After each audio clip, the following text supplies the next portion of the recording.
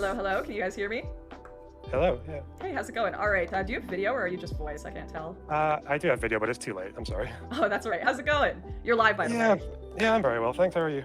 I'm good. I've only watched the first half of your video, by the way. I still have to watch the second half. So if I don't Okay, right, here we go. Lonerbox. This has already happened, okay? But Lonerbox. Let's lend our energy to Lonerbox, okay? Lonerbox. Lonerbox. Lonerbox. Lonerbox. Lonerbox. Lonerbox. Lonerbox. Lonerbox. Lonerbox. Lonerbox. Lonerbox. Lonerbox. Yeah! Let's go! I've not watched this yet, no. know all the points you've made. That's why I will get around to it. But well, my favorite bit comes next, but that's oh just no! Oh no! What's that one fine. about? The 10 tons of HIV. Oh, The 10 tons of HIV. Okay, well, I will watch the whole thing. But what did you think about my commentary on the first half? What are your thoughts on that? I only caught the last few minutes. I was in like another part of the house doing stuff, but okay, no yeah, worries. I was like, I only asked to call because you skipped over the bit where I said that the lead up to the interview. Yeah, someone asked me to go back, I and I did. Obviously, I saw that you interviewed. I put that in my video. I show you interviewing panels. Yeah. So like, what did you? Oh yes. The Chad Lonerbox just like, you're a fucking dumb bitch, but without saying that, obviously. Yeah, went on there. Like, what did you think was happening? Did you think we were like faking it all? Well, no, my sister is a journalist. I know that people do film stuff after the fact. I just thought the whole like the evidence board and the like the shipping app stuff. And like the porn acting. I just thought that was kind of funny, you know. But like you introduced it as Lauren Southen is a lying fuck fake journalist. Well, what I thought with that when you just said your sister does this and people set up shots. Well, they don't build fake evidence boards like 3 weeks later. That's something that maybe yeah, exactly. Oh my god, Lonerbox is crushing this already. Lonerbox is absolutely fucking crushing this already. Oh my god. Yeah, alternative media. It wasn't a fake evidence board though. It was just an evidence board that was on the wall that we actually did end up using. It was a bit of a prop for sure, but it wasn't like fake. Okay, I'll take your word. So about Panos' lawyer. Yep. Saying the phrase "we were laundering it." Yep. Do you have the full footage of that? Out of interest. I can get it. Yeah, it's all on hard drives. They would be hard drives in London, not here, since. Because I'm just very intrigued about the idea of a lawyer who would like admit that. Well, he didn't know it. He had no idea he was being recorded, obviously. Yeah, but even just speaking to a total stranger as a lawyer, like, you think you know better. Of course, there was and I won't lie about this, there's obviously with journalism, and this has happened to me the other way around, where I'm like, oh my gosh, I can't believe I thought this person was actually sympathetic to me. There's a degree of, you have to be like, yes, I'm super sympathetic, otherwise... Yeah. It wasn't a fake evidence board. We put it together for the purposes of filming that shot. It existed in the room. What's your problem? People won't be honest, unfortunately. Yeah, so what I was thinking with... So is there more clarification off that recording? Because the two big things I thought that were very missing from that interview with the lawyer was no clarifying question. So him following up saying we were laundering it. We don't know if that's him describing the charges, right? Or actually saying. You know what? I'm gonna ask I do not have it on my computer here. The hard drives with all of that footage on it. When we were traveling, so we went to Turkey where we had all of our stuff confiscated. That was after our trip to Greece. We were literally mailing hard drives back to London where my editors were throughout our trip. Okay, listen. Lonerbox is absolutely fucking crushing this. This is the best. The best short form thing was Jangles debating with Lauren in regards to trans athletes. Was it trans athletes? This is the best fucking long form. This is a total and utter crushing like defeat so far. Like Lauren looks really, really, really bad here. Yeah, Loner's absolutely killing this. Didn't take any of them home. I was sent edited copies of the film, full transcripts, and usually we would do like, you know how when you open Discord you can do a screen share with editing and watching and cutting. We do that. So I don't own all of the footage on my own hard drive. I have obviously all the final copies, but I can absolutely request and source that if you want more context. Yeah, it'll probably take me a minute, but I'm Did you edit that video? Did you edit that video? Yeah, I was part of the editing for sure. Well, it's been like 3 years. Yeah, I know. I'm not gonna try to put you on the spot or anything. No. Like, I'm happy to actually source it because I know for a fact we wouldn't misportray anything to that degree, especially. Yeah, because in the video, instead of a clarifying question, because again, that is one thing I know that journalists are supposed to do. I'm sure you'd agree. You're supposed to ask because he asks Panos the clarifying question. He asks, "Can I just clarify? You categorically deny the charges." He had to make him say it twice with the question preceding it. Whereas all I hear is, I think it's Kaylin's voice going, "What?" as in like just making up like What? almost just a grunt. So that's not there is no clarifying question. That And was we don't know the lawyer's name. Yeah, so Okay, George was yeah. talking to him off to the side. But yeah, I can go and grab the full footage because I have no doubt in my mind that that is exactly what he said. And you know what? Did you end up going over the Ariel Ricker footage as well in your film, in your little video? No, I think Jose, the YouTuber, had already covered that to kind of an extent, and it wasn't.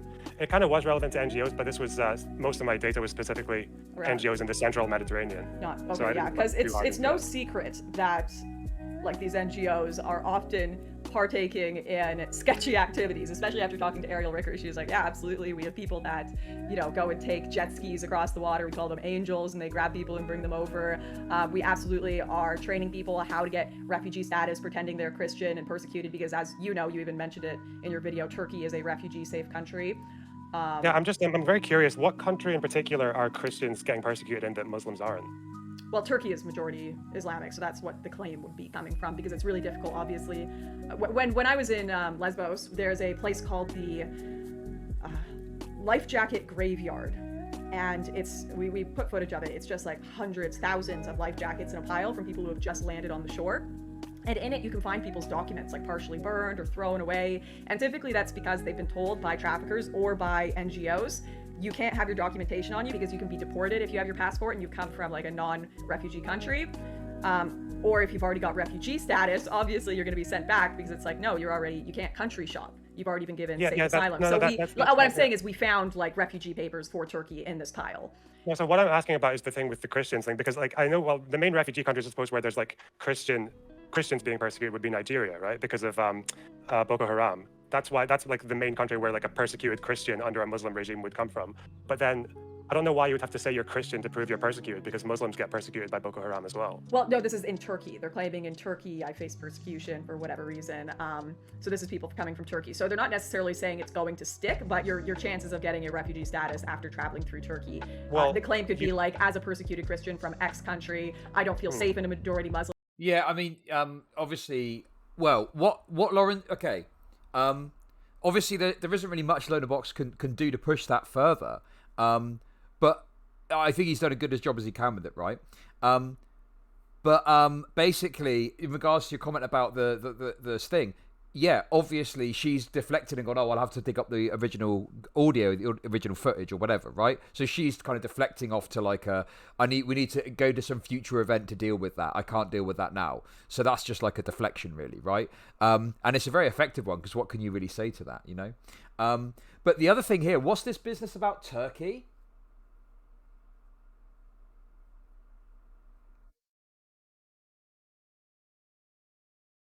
I don't really. Turkey's like a very fucking, hey, how's it going?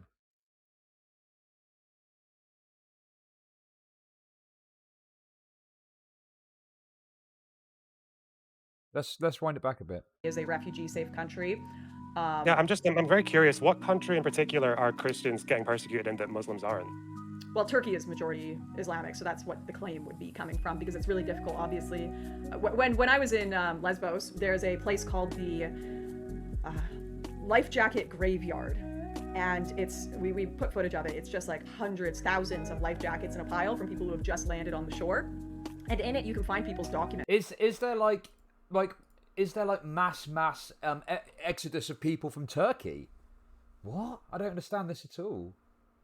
Or is she claiming that people are not going to Turkey because they're claiming that they're going to be persecuted there? Is there mass persecution of like on the basis of people with Christian in Turkey? Turkey's like a fucking holiday. Turkey's like a fucking holiday destination. Like I don't know. It's like in the UK, Turkey's a place that you go to in the UK to go on a nice holiday. Where's this persecution happening of Christians? Damn, we better let all the Brits know. No, don't go to Turkey.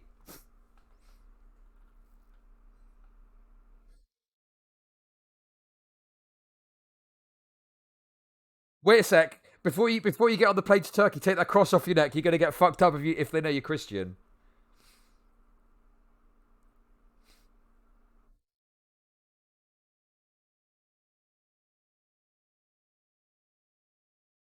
Wait, Barbara, you going to Turkey? You going to Turkey? Do not let them know you're a Christian. They'll persecute you. As soon as you get off the plane, you'll start getting persecuted. We'd not extradite people to Turkey if they were deemed persecuted. Wait, hang on a sec. Is that true? Europe extradites Western Europe extradites people to Turkey. I don't know. Mate, listen. I'll be proven wrong. I'm fairly certain Turkey. Okay, what's the travel advice to Turkey? Obviously, coronavirus sort of stuff will apply. Let's have a little butchers.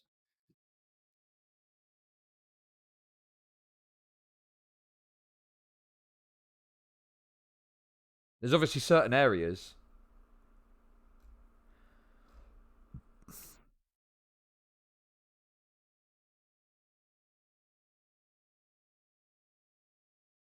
There was an attempted coup in 2016, but that's calmed. Terrorist attack risks, but you know.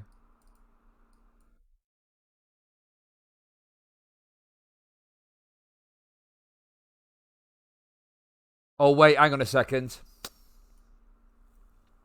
There have been reports of an increase in holidaymakers being encouraged to submit a claim for personal injury if they've experienced gastric illness during the stay. There is that. Fuck. We've been caught out. Damn. Oh, no. What about that? I'm just not seeing any safety and security. Syrian border, sporadic demonstrations have taken place. Crime is generally low, but there's road travel, I don't know. This all just seems fairly like, I don't know.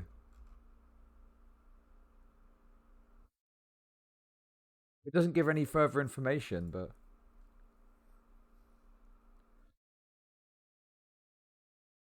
oh yeah, of course. I appreciate that like refugees are going to be different, but the point is she's saying Christians are being persecuted over there. Like I just find it difficult to imagine that that they're going to be persecuting Christian refugees to a high level if like they're permissive of other Christians coming and going from their country.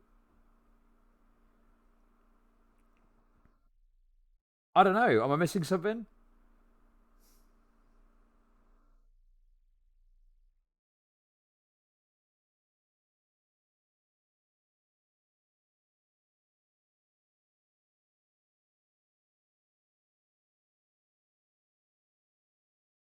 But that's the point, isn't it? But that's the point. That's a silly argument then, because if Turkey aren't like persecuting Christians, they can't use that as a valid argument, can they?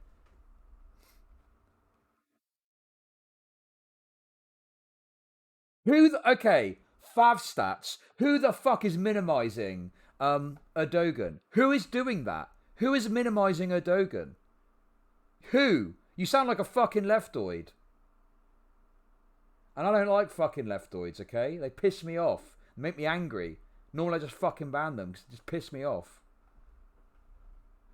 Excuse me, Sweaty, you're being a bit problematic. Can you not who's doing that here? Fuck me. It's like partially burned or thrown away. And typically that's because they've been told by traffickers or by NGOs, you can't have your documentation on you because you can be deported if you have your passport and you've come from like a non-refugee country. Or if you've already got refugee status, obviously you're going to be sent back because it's like, no, you can't country shop. You've already been given safe asylum. What I'm saying is we found like refugee papers for Turkey in this pile. Yeah, so what I'm asking about is the thing with the Christians thing, because like I know, well, the main refugee countries, I suppose, where there's like Christians being persecuted would be Nigeria, right? Because of Boko Haram. That's like the main country where like a persecuted Christian under a Muslim regime would come from. But then I don't know why you would have to say you're Christian to prove you're persecuted, because Muslims get persecuted by Boko Haram as well. Well, no. So the point that's being made here is Lauren Southen is making the claim that that people will falsely claim to be Christian in order to claim that they face persecution. But Lonerbox's point is they wouldn't need to do that because Muslims are persecuted feasibly too in the same places. This is in Turkey. They're claiming in Turkey I face persecution for whatever reason. So this is this even true? Is it true that refugees? Where's the evidence to show that people are claiming to be Christian because and they're claiming persecution from Turkey? Where is this happening? What's the fucking evidence for this shit? People coming from Turkey. So they're not necessarily saying it's going to stick, but your chances of getting a refugee status after traveling through Turkey. Well, the claim could be like, as a persecuted Christian from X country, I don't feel safe in a majority Muslim country. So yeah, the other thing as well, this suggests that in order to claim refugee status, you merely need to say that you were persecuted. Okay? Now, that's not how the fucking process works. You don't just go and be like, well, I was persecuted. You go up to the desk and you're like, yeah, I want to be a refugee. I was persecuted. And the person behind the desk goes, oh no, that's terrible. How so? And they literally just point. They don't say anything. They just point to like a Christian cross around their neck and go, Turkey. And they go, oh yeah, okay, that's acceptable as evidence. Right, you've got your refugee status. Like, it doesn't fucking work like that, does it?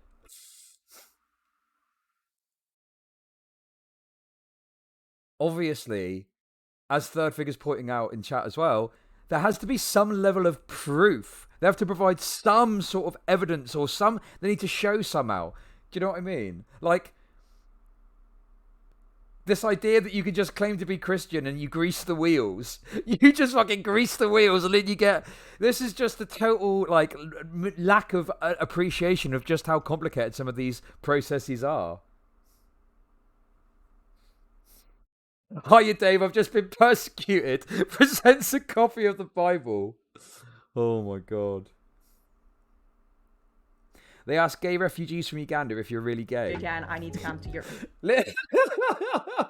So, you're gay. Right, we're going to put you in this room with some gay porn, okay? You've got to jerk off, and if you don't jerk off, then you get sent back, okay? You don't actually need to prove that you don't need to stay in the first safe country you arrive in, though. That's not the law. So you can country shop? Is that like can you cite where that comes from? Well, I'm just saying it's the United Nations Convention on Refugees. Yeah. So the whole point is moot anyway, because it doesn't matter, right? If someone, a refugee can seek a refuge in whatever country, they don't have to just stop in the first country that they're considered safe. Read that? Like, I'd be curious. Yeah, okay, there is a common misconception. I'll find it. I think it was Article 30. My notes for this are fucking enormous. Because all of the certainly I've gone to the European Union a couple times and spoken to people who are policymakers on this, and that was one of the number one contentions that was always spoken about by policymakers, was the problem of country shopping. So within Europe, there is the Dublin regulation, which says you don't have to stay in the first safe country, but it'll probably harm your claim if you do, but that's within Europe. But that's within Europe, right? So that doesn't include Turkey. Doesn't include Turkey. And even the thing within Europe, you could say the United Nations still has a problem with that, because the whole logic of saying you don't have to stay in the first safe country is you're just putting a very arbitrary burden on whichever country is next door, right? Like the fact that if the nearest safe country is a country of like 5 million people and they're massively in debt, then it would make sense as an international community to allow people there to move onwards. So that's why the idea of safe third countries, and I mentioned this in the video as well, but there's also the whole thing. Yeah, so that's the thing about... he does address this in the video, but obviously on the one hand, she claims she has watched it, and then she hasn't watched it. I said, I don't know. I'm trying to find this fucking... where is it? Let's be honest. It's difficult to... Okay, here's one for you, right? How do you know when Lauren Southen's lying? Huh? How do you know when Lauren Southen's lying? Her lips move. Huh? How about that one? Obviously, that really does. That's one thing that I spoke to a lot of migrants about when I was on the ground. They were like, man, we really... And we didn't film all of it, because obviously a ton of migrants told us, like, no, we're not comfortable being on footage. We don't want to be filmed. And we respected that. We really made sure we only filmed people, especially if they were migrating and potentially, escaping a violent regime.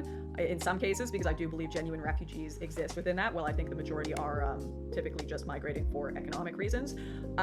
And when we were talking to people off camera that didn't necessarily want to be filmed, they were quite often telling us, like, man, like, yeah, we were really screwed over being told we could actually get refugee status in these countries. We were really screwed over being given this false information that we were going to be given somewhere to live, be given asylum, because we're being told we're illegal migrants.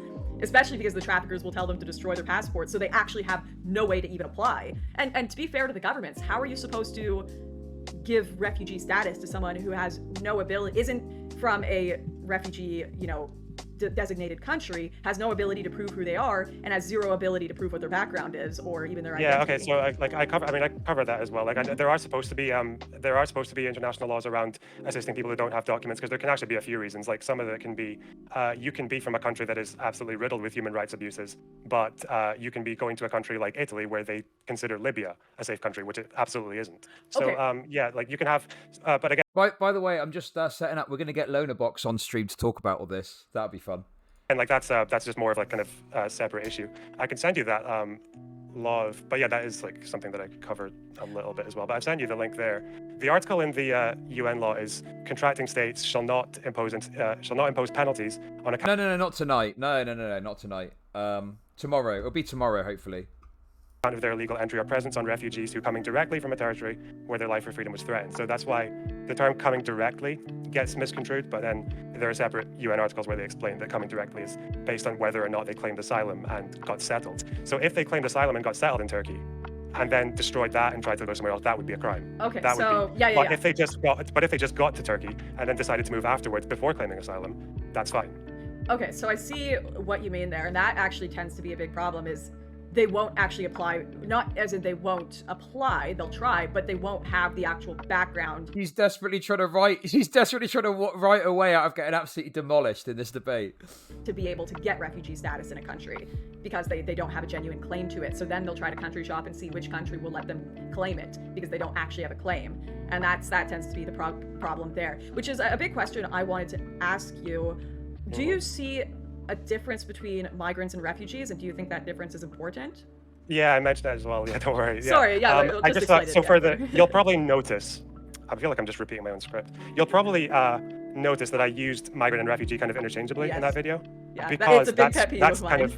It's a pet peeve of mine as well. And it's because that's what they are at sea. You don't know. NGOs can't assess someone's legal status. Even Mare Nostrum didn't have the power to assess legal status of someone they rescued. They take them to the country, whichever they're registered to, or just whichever country respects the dignity of those saved. And then the country decides whether or not they're a refugee or a migrant. So that's why you can't really call them either. Which so is why do you use refugee then? When you I use migrant as well. It's a bit biased. No, I've used both, because it's both. I don't think there's ever been a boat that had 100% no refugees. I don't think I've seen that anywhere. I don't know, because there would be a lot. I mean, any boat with the majority North Africans, which we've seen, absolutely would be people that would not have. It is literally impossible to ascertain any of this. You cannot know until the host country, or whatever you want to call it, the receiving country. I don't know what the legal term is. Listen, whatever. Until they've actually looked at it, how are they going to know? They literally can't know. So it's like a stupid, pointless conversation to have.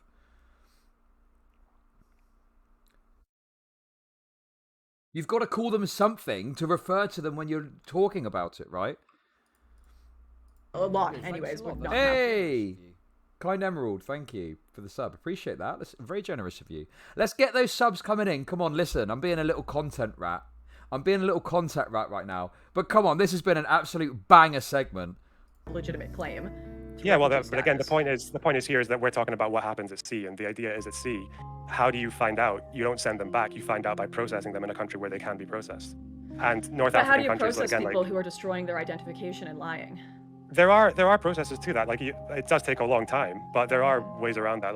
This is there are UN articles about this and what you're supposed to do. But can you see that people are deliberately doing this to make it difficult to ascertain who they are, perhaps because they don't actually fit into refugee status?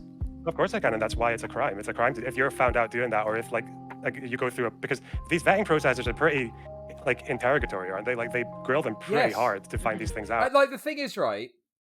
So yeah, of course, it's illegal. You can't just destroy your passport. You're not allowed to do that. And if you do it and you get caught, then yeah, it's bad.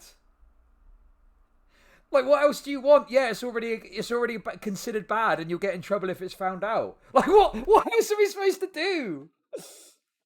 I don't understand what other prescription we're supposed to put in place that deals with that issue. You know, it's like saying, oh, isn't it bad that people get murdered? It's like, yeah, but it's illegal. Like, you get in a lot of trouble if you get caught murdering someone. Yeah, but it's bad, isn't it? Yeah, but like, what else are we supposed to do? We've already disincentivized it. If people are still doing it, well, we just have to. I don't know what else are we supposed to do. You threw up all over it.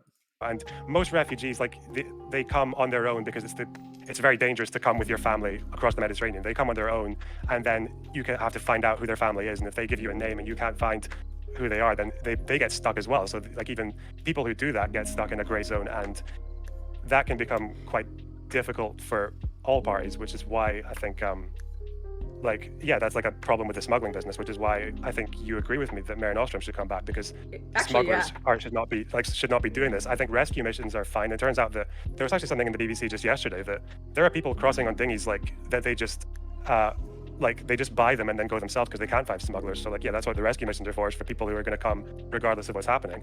But yeah, absolutely, like smugglers, like getting people to destroy their documents is insane. Like they shouldn't be doing that. Yeah, and to me, like, is obviously, and this is something that people really misunderstand, and I think I don't agree with how you portrayed it. You were kind of like, yeah. Oh, it's funny. We had that earlier sense. She was going, I'm against illegal immigration, and I was like, okay, so am I. Like, what do you mean? Yeah, illegal immigration isn't good. We don't want to, But the answer to that is to find ways and means to make it so we get less people trying to come over illegally. Right? Lauren thinks it's based and awesome that people just, shut down missions to help people. Like, of course I don't want people drowning, and that's why I personally support the Australian system, which has led to 0 people drowning, but that doesn't work if you just get rid of the NGOs. You actually have to close the borders as well, because I have you still a question got to about draw. that, though. Yep, go ahead. Yeah, so Italy tried to do something very similar to this. What they did was do you know the memorandum that they did with Libya? The Coast Guard? Explain it.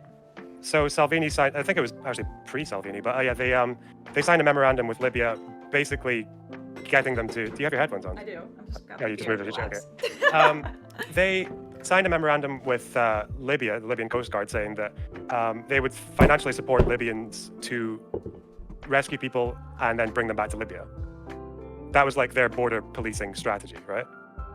Okay, so wait, they would pay. Sorry, can you explain that? I hurt myself trying to open my beer. I apologize. The Italian, it's an interesting technique. The Italians paid the Libyan Coast Guard to intercept migrants/refugees to bring them back to Libya. They were supporting. Damn, Lauren Southen's going the Lord of Patriarchy route for streaming. Just get fucking wasted. Just get wasted and maybe start shouting slurs later. I don't know. That's Lauren Southen's strategy, I guess. Oh, hey, Wolf Skeptic.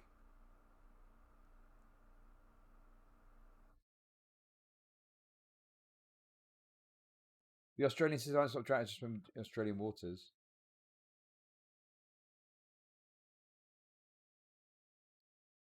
We're not saying there aren't Christians granted status refugees. Would disbelieve in the claim that you'd fake Christianity? Yeah, exactly. Thank you, Third Fig. That's the point. I'm not saying that Christians aren't potentially persecuted. I'm not making that argument. But the idea that refugees are pretending to be Christian in order to not have to settle in Turkey sounds ludicrous. Doesn't add up when you look at the facts of it. That's the point.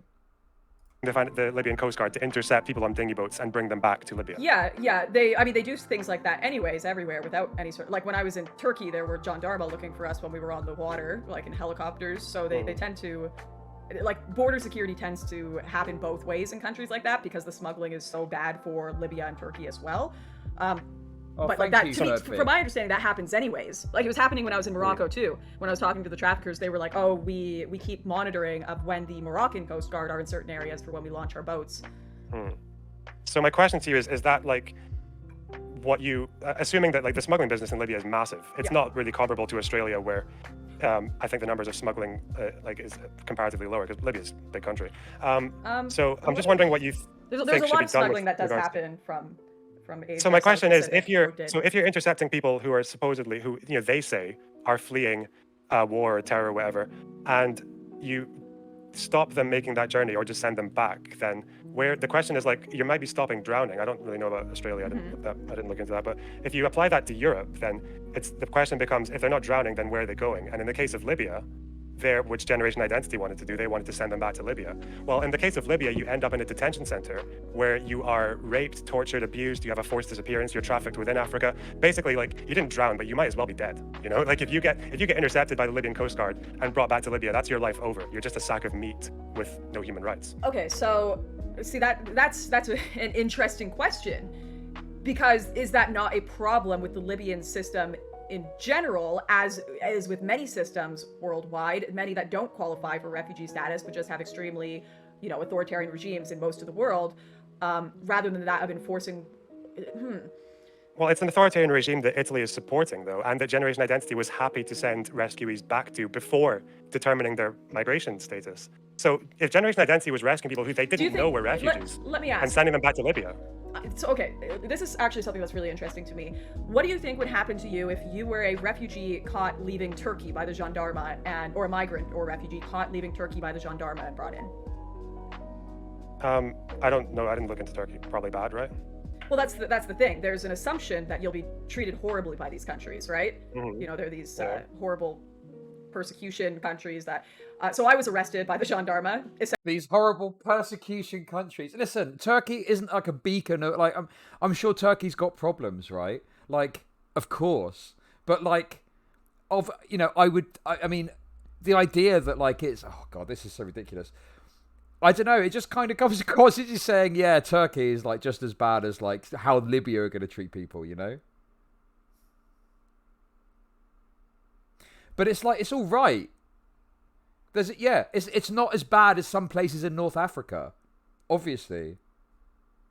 What are we comparing? Turkey and Libya. Libya? Are you fucking serious? Like, what the fuck? Travel advice to Libya. Let's have a look. Aim high. Hey, your environment Seattle. Thanks for the $10. I appreciate that. That's really generous of you. Turkey's a fucking holiday destination.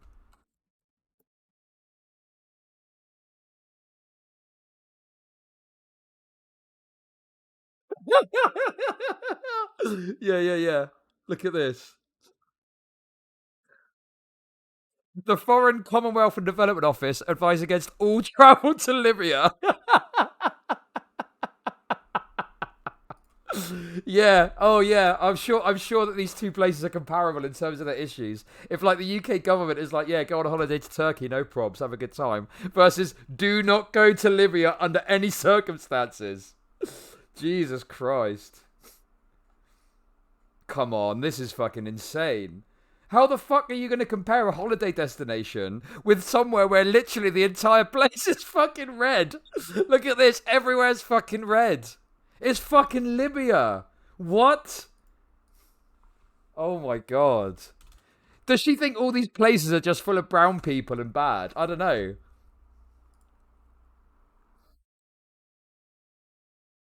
Jesus Christ.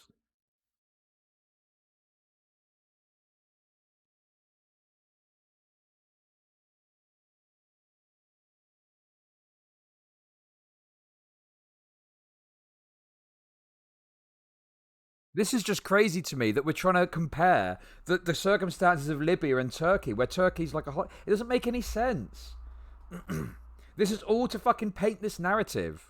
Essentially, as a migrant, because we were found on illegal border territory. We didn't realize it was illegal territory. We were trying to get filming of the border, and they arrested us as though we were migrants trying to leave the country. And even more so, I was with two gay film guys, and I am a woman who has done quite a lot of anti-Islam commentary. We were terrified, to say the least, right? And one of the big assumptions was, as a critic of Islam with two gay film guys, we are going to be screwed. This is like Midnight Express. We're going to go to jail.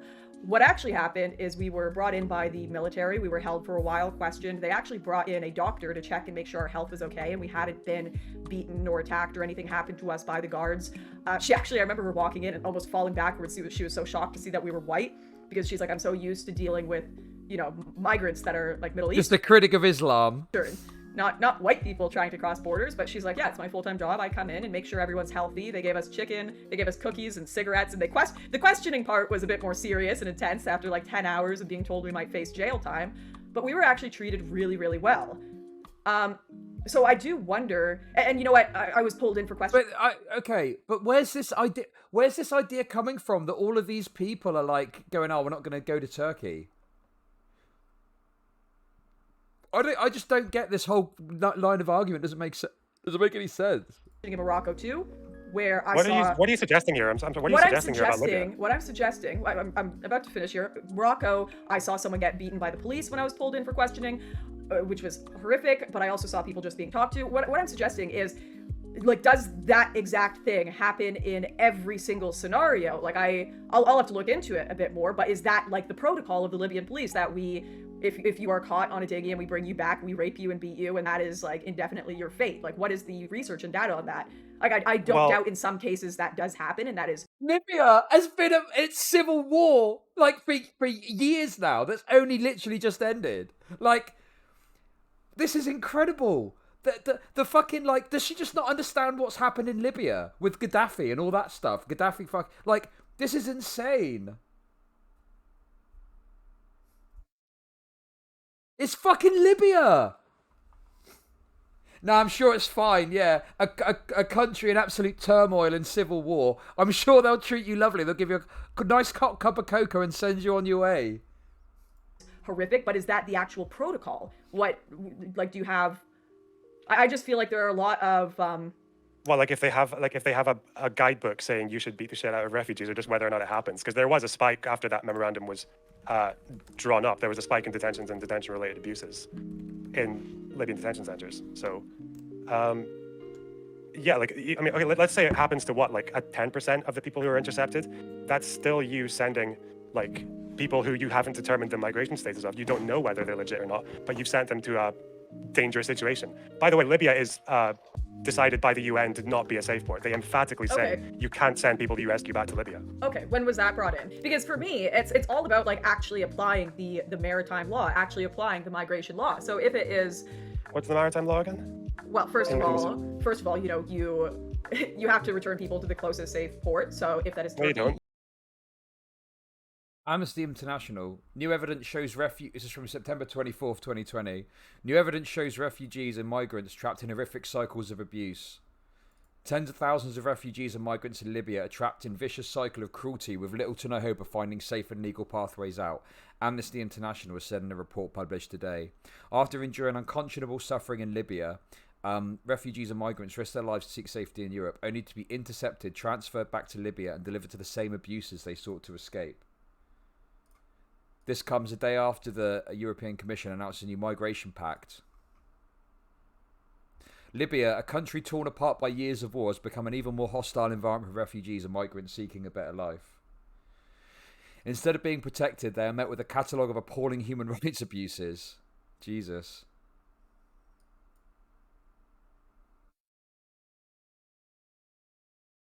I mean, that's just one story, but fucking hell, I mean, yeah.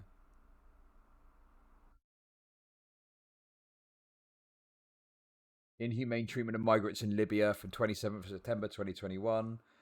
Fresh evidence of violence at Libyan detention centre. 50 as boats turn back. This is heavily reported in the news. Go and look it up. Just go and look up Libya treatment of refugees. It's fucking everywhere.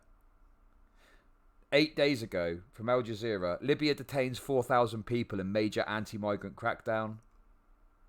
It's there. Like, it's all fucking there. It's all there to be. I don't know. In terms of a study, like, how would you study that? You can't study like that happening. All you can go by is reports of what's happening in the press. Like, you return them to you Turkey, don't. So you don't have to. Sorry, go on. Okay, you know, not migrating when you have no refugee status. And how do you, like, this is always a big question to me, because if the question becomes, if I am at sea and I leave a certain country and that country is potentially unsafe, like Libya, for me to be returned to, what happens if their passport has been destroyed? What happens here if they come over and they, you know, won't tell you where they're from, they have no claim to refugee status? The problem is that you are getting an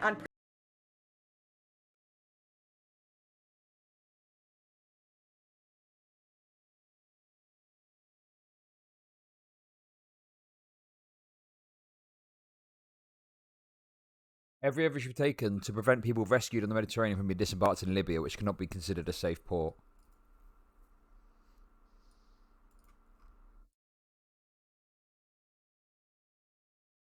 Yeah, I mean, like it's every everything is pointing towards what Lonerbox is saying.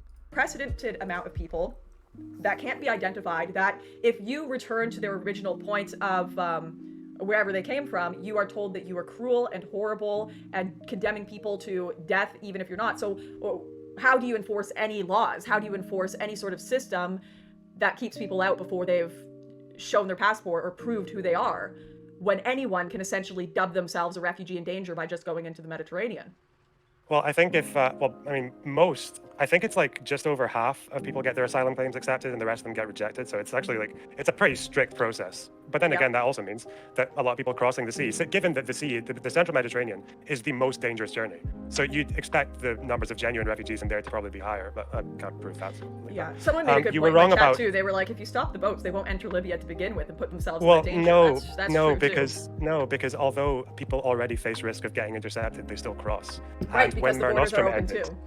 no, and when no, they're which borders? Because it's not like the Australian policy. If you try to enter the country, you'll just be sent to Christmas Island if you try to enter Australia. You won't be allowed in the country whatsoever. So while there are still countries that are allowing people entry, they're still going to keep crossing. So you need to end both. And your comparison I watched at the beginning. Wait a second though. But countries are legally obliged to in the EU, right? Like, so what are you saying? The law needs to change so that we just don't let people in? Well, then what happens to people? I don't get it. What is her prescription here? What is it she wants to happen? She just wants countries to, like, she wants it to change. That's just not feasible anyway. That's not going to happen. It's a stupid idea.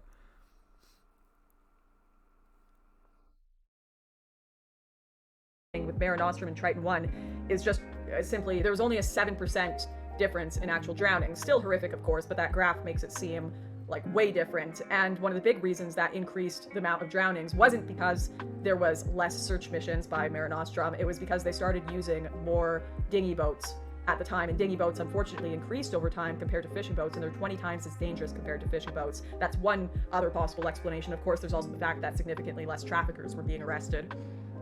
Yeah, I mean, the dinghy boats it doesn't correlate exactly because there was an increase in 2016 of dinghy boats. It went from 67 to 82%, but then NGO presence was higher in 2017 than 2016, but then dinghy boats dropped. So they actually, they don't really connect Well, at all. dinghy boats went up with Triton 1, which is when the drownings happened. Well, the Yeah.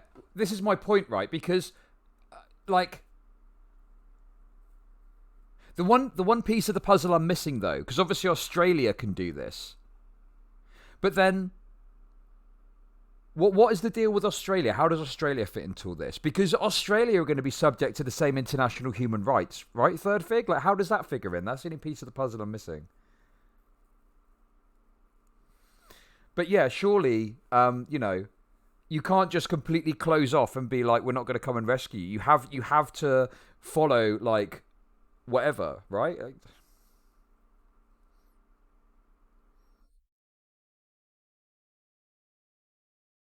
Oh, sorry. I'm just saying, like, what about Australia? How does Australia get away with what she's suggesting they're doing, which is essentially not letting people in?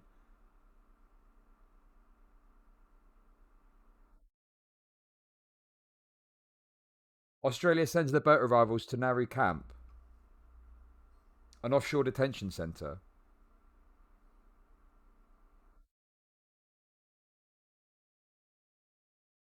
Refugee processing. Ah, right, okay.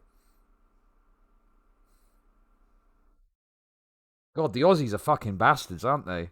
Fuck me. Sorry about that, everyone. Maybe we shouldn't have set up a prison colony over there.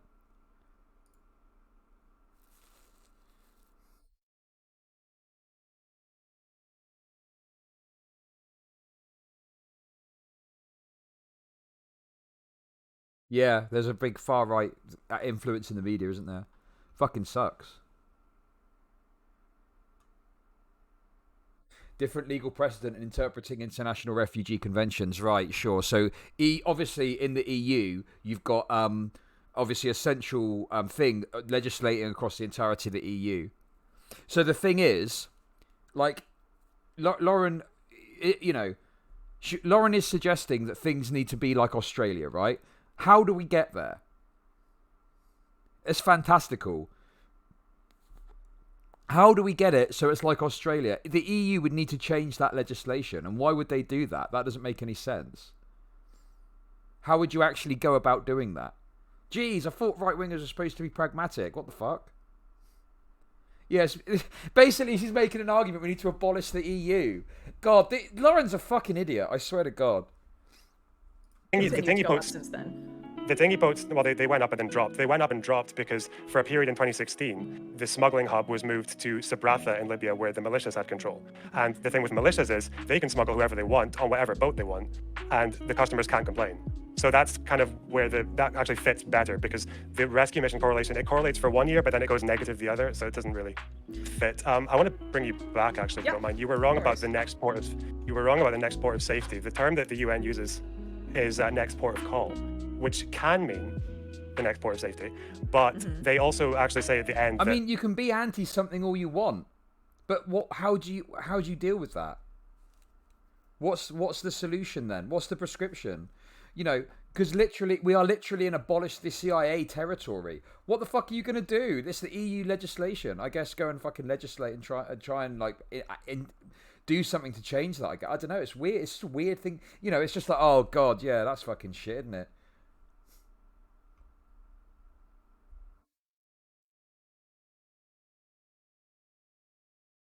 Yeah.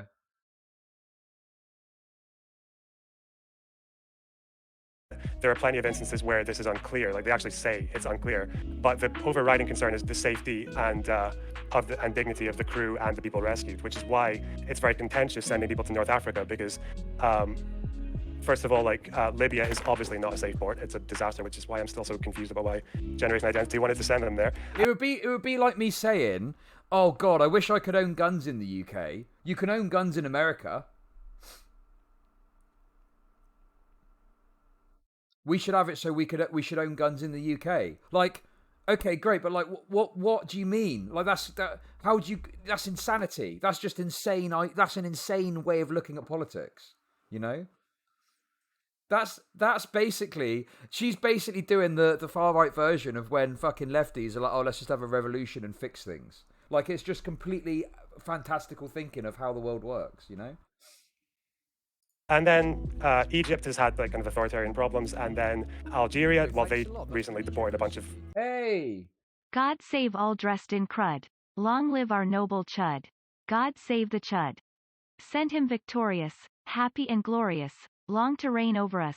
God save the chud. Indeed, everyone back. Thank you for the sub. I'd like to see a few more subs if we got them knocking about. Migrants without due process. Tunisia, I think, actually has a chance, but they don't really have an asylum process at the moment, so it would probably be useful to start funding that instead of Libya. But yeah, that's what, and obviously different EU countries have different impressions of what a safe country is. But again, I wonder if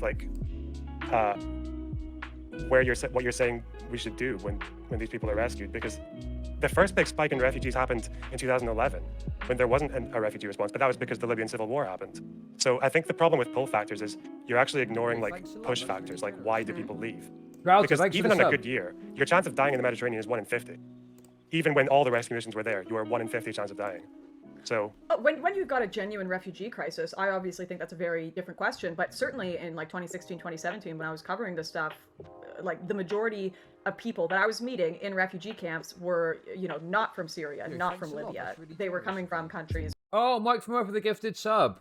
We got a hype train. I was watching an Apex Legends streamer. They got a hype train at the end of their stream, right? And they just ended their stream. They were like, oh, see you later. And they didn't even raid anyone. I was like, you got a hype train going. What the fuck? I tell you what, it must be so great when you've got all that money rolling in. You're just like, you got a hype train. You're like, don't worry about that. I'm going. You don't even raid someone. You just end your stream.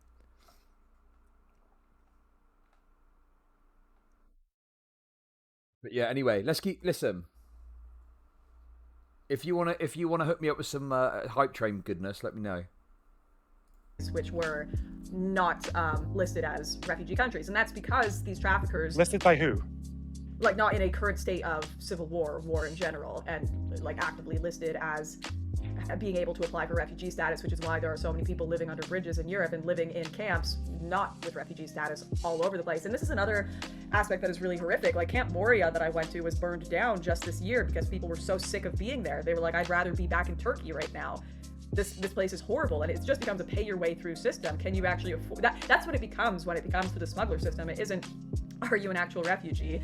It's, can you afford to pay for the best trip over? And then once you get to Greece, can you afford to pay the doctor for a fake doctor's note that says you need to go to Athens? And then can you afford to pay a lawyer to make a good argument for you, even if you don't have the data? Like, it actually kind of bastardizes the entire process for getting refugee status, sadly. But I do have to ask, like, do you understand that there needs to be a limited, this is unfortunate, like I'm still saying definitely some, but do you understand that there needs to be a limited amount of dependents brought into a country under refugee status in order for that system to function? What do you mean by dependence? So people who obviously are in refugee status are typically leaving their country in a moment's notice. Right now, it wouldn't be somewhere within Europe. There's no country in Europe that is in an active war, other than, I mean, you could maybe argue Ukraine. I mean, what about England? Hang on a sec. Don't these fucking far-right dipshits all say that we're getting invaded by Muslims? Hang on a sec. Don't these right-oid fucks all say the Muslim hordes are tearing through our countries? Isn't that normally the argument? Apparently there were no-go zones up in Birmingham. I think I should be able to leave the fucking England because of all the Muslims that are coming over here, honestly, and get refugee status over in Syria or Libya. I'll go over to Libya, okay? The Muslim hordes are getting too much. It's way too much now. But so typically people are migrating to countries where they don't necessarily speak the language, they have no connections, in a lot of cases no family, no, if you're a genuine refugee, no money to pay for a home in a lot of cases, somewhere to live. You need support, undeniably. You're not going to be able to just waltz in and get a job right away. So do you recognize that for these people to enter a country and for them to be genuinely supported and put into a position where they can continue to live their own life in a meaningful way, that number has to be limited to a certain amount? Yeah, that's why I think this first safe country thing is really stupid, because what happened in Europe was that you had this concentration in, like, it's southern Italy and southern Spain, places with massive, like, economic issues and debts and all. Not just that, Malta too. Malta has got massive problems with this, where they end up taking a lot of the migrants, and the thing is, it causes tensions with Maltese people, and this is the thing, right? People that see immigration dealt with badly leads to increases in racism, right? Now, obviously, people might think, oh, that's just people being racist, da-da-da. Actually, the state plays a large role in that too. Because, hey, Rabbi Womack, thanks for the Not bits. contributing to the hype train as abuse, Stephen.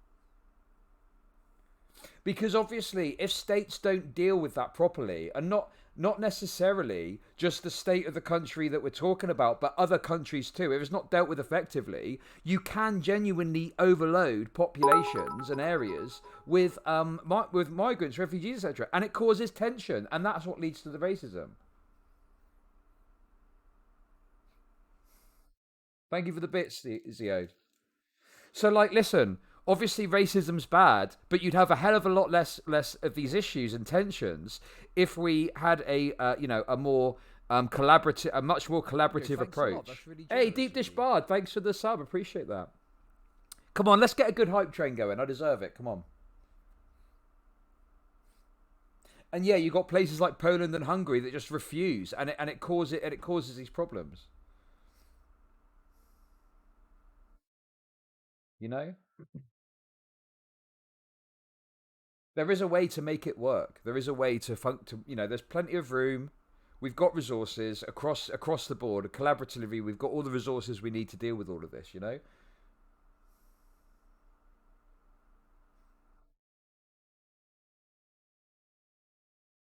He's proposing a cap. But the thing is, if, let's say you've got a cap, but then there's more people above the cap that genuinely need help, that means you're cutting them off, right? Like, I don't know, that seems a bit unfair. All that couldn't like handle more people, whereas they could have easily gone up to places like whether it was like France or Germany or northern Spain or even the UK, where the UK definitely has a labor shortage right now. Massively full in Italy, massively full in Germany. Like Which back in 2015, they were all packed in Porte de la Chapelle and right on the border, and they were all packed in. Sorry, Porte de la Chapelle wasn't near the border. That's oh my goodness, this is where I got arrested. Why can't I remember the name of it? Is that You have to remember where you got arrested. I know. How could I not remember this? Too many times. Starts with a C. I'm gonna get a map up here, but Porte de la Chapelle was like Paris. Map of France. But again, that's why I would say that what the EU should have done, the EU should have actually been able to gather their resources in a much more useful way. Calais, yeah. Which is why the EU should have been able to pull their resources a lot better so they could allocate people more evenly and in a much more pragmatic way. Whereas right now, you have like what is one a much more country pragmatic way? What is that? A pragmatic way is like, well, one thing is getting rid of work bans on people who are currently seeking asylum. So if your asylum claim is still happening in the UK, you're not allowed to work, which is stupid. Like, these people want to work generally. And then the other thing is just actually looking at ways that different countries might not have the infrastructure to take refugees and other countries do. I don't buy for 1 second, by the way, that Germany is full. Like, there have been refugee crises throughout the centuries of like millions of people arriving in countries of less than 15 million people. And economies can function like that because you add workers to the economy. I think the problem there is typically people who have come in, they actually don't even have the capability to work, because in Paris, maybe a bit different. And this was actually quite sad because obviously... What? Even if you don't speak the language, you can still do a job. Like, there's still work to be done. There's some jobs where you don't necessarily need to speak the language. Right?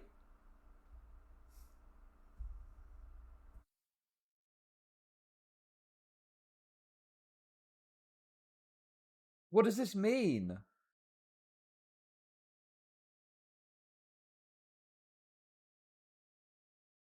Obviously, a lot of people coming from different countries in Africa that had previously been colonized by the French could speak French, so they could actually speak the language, but they just had no legitimate claim to asylum. So they couldn't get any papers, they couldn't work because they had no actual right to migrate there.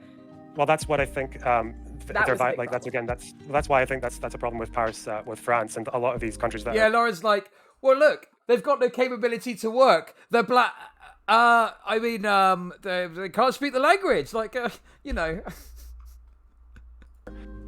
Drumming up anti-immigrant sentiment is they're not really thinking about pragmatism. That whole thing of like just leaving undocumented people under bridges is a waste. Like, those people want to work. That's what they but said you to you. They said understand why you can't give someone status who hasn't applied for it, right? You understand why you can't just have no immigration laws, because every single person worldwide would want to move to France immediately. That was in a poor country. And I'm not saying, like, it sucks that there's a large amount of the world that has been born in impoverished countries. That's horrible. We want to change that situation. But you can only have so many people that migrate into your country that are largely going to be dependent. So you can't change your migration laws just because someone's already there. Oh, you already came? Well, I guess sure. Well, you don't have a hard cap, because if you have a hard cap, you could genuinely end up cutting people off that need help. We have got the infrastructure of the EU, and I've got my criticisms of the EU, but that infrastructure can work as a central point in order to establish the load that countries can bear, you know? And you do like a negotiation between different countries to figure out who's going to take what. Winter Guy, the 500 bits. Thank you. Appreciate that. Where my mom worked, there's a whole bunch of Indian migrants who barely speak any English and work just fine. What is this? Yeah, of course. It's a common thing that happens. People don't speak the language and they just do some job where you don't have to have a good grasp of the language. Your shoulders will just give you the right to work and live here if you don't actually fit into the status, because then that opens up for everyone. I'll just come over from India. I'll just come over from China. I'll come over from Canada, and can I be French now? It has already happened in the past during World War II when the West set a cap on Jewish refugees, and we found out how monstrous policy it was. Yeah, cool, Jesus.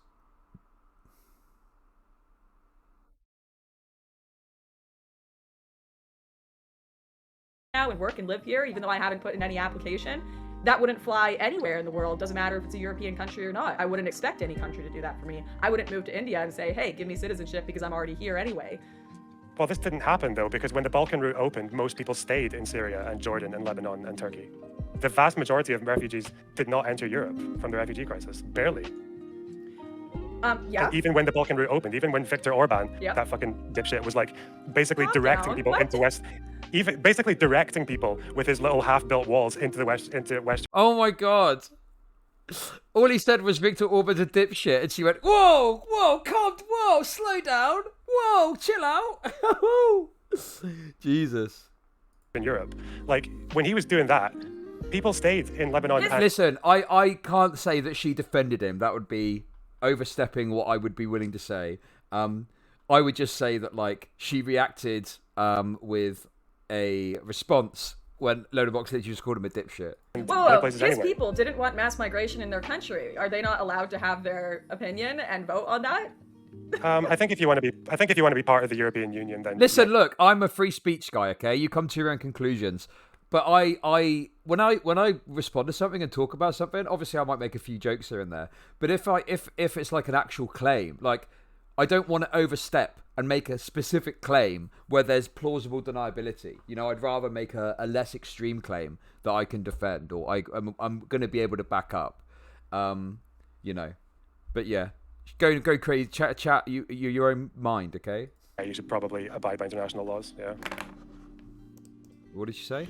Jordan and Lebanon and Turkey. The vast majority of refugees did not enter Europe from the refugee crisis. Barely.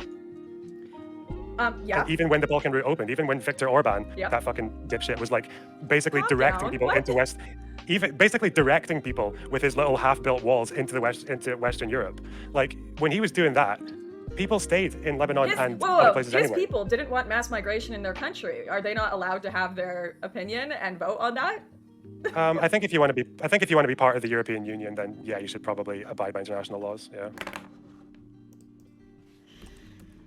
You know, these countries want to have their cake and eat it too. They want the benefits of being a member of the EU, but then they don't want to follow the rules that you have to follow. I mean, UK is the best example of this. We fucking left the whole ass place because of this situation, you know? And look how that's turned out. Fucking fuel shortages, food not on shelves, you know, a lack of HGV drivers. It's fucking crazy.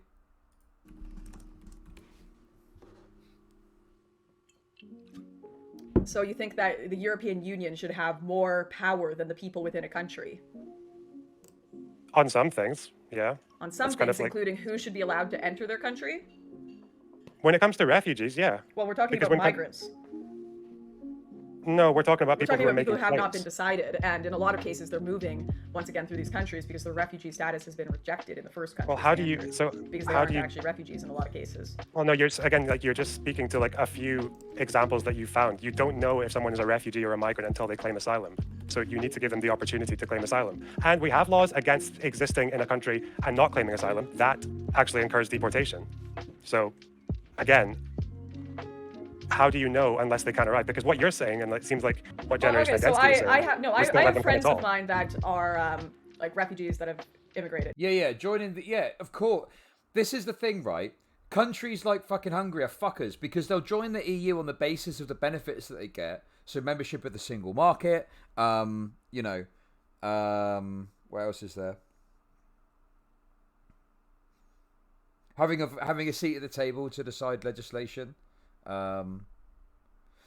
What else is there? I don't fucking know. Whatever. I can't fucking listen. I don't have to know this anymore. We're not even in the EU, all right? Listen. We're fucking back to British, born and bred, English. Oh, hey, yeah, fucking get Brexit done, oi. The grants, the grants.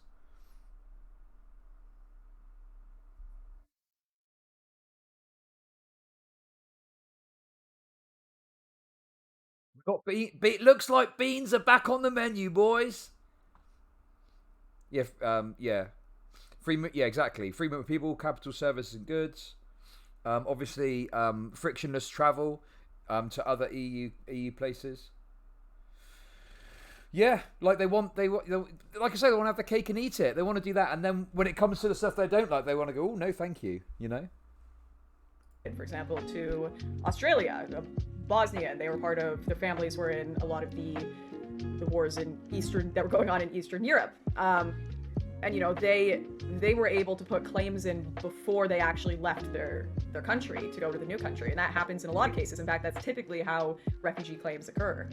No, that can happen. It's not typically how claims occur. Okay, because so what if not the embassy... typically, but that is a possibility, and probably looking at the crisis occurring right now is the better form of making an application than ending up in Camp Moria and having it burned down because you're so miserable where you are and you can't get status because you found out you don't actually have a right to asylum, even though your human trafficker told you would. Yes. Yeah, I think, because my understanding is Turkey are very interested in joining the EU, but the EU aren't interested in having them as a member. Presumably because they're bordered with like some pretty fucking spicy places. It's funny actually because part of the Brexit campaign, I remember vividly, I got a leaflet through the door, and it suggested that Turkey was imminently going to become a member of the EU, and it even highlighted the fact that it was bordered with like Syria or whatever it is, and it was like, this is wrong though. Like the EU has not got any plans whatsoever to bring Turkey in as a member state. It was literally just racist fear mongering bullshit. But, like, that's the kind of thing that was put out there and was just accepted. It's like, yeah, there we go.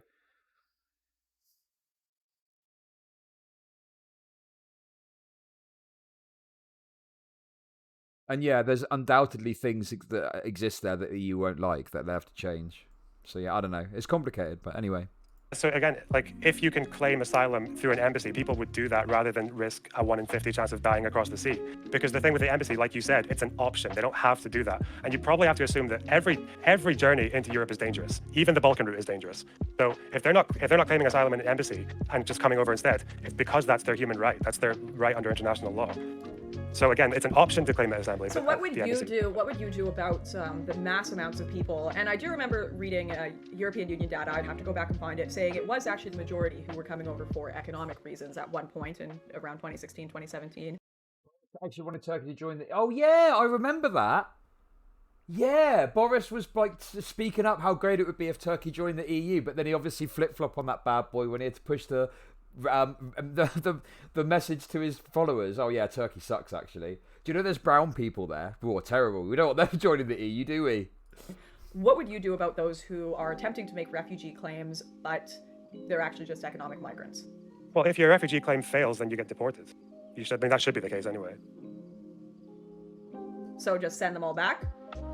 Not all of them, the ones who fail their claims, yeah. Yeah, so you'd get them on airplanes and send them home? What if they've destroyed their passports so you don't know what home? Yeah, like what? How are you supposed to answer that? Like what else are you supposed to do with these people? Like what, execute them? Like what do you mean? Yeah, if they fail their fucking claim, they've got to go back. They're not entitled to remain in the country. Like, what other options are there? I don't understand. Like, is she saying they should stay? Yeah, she was expecting a fucking, like, oh no, we should let them stay anyway. But Lonerbox just did the Chad JPEG. Send them back. Like, fucking out his face. Damn. Listen. I tell you what. Lonerbox, this is incredible.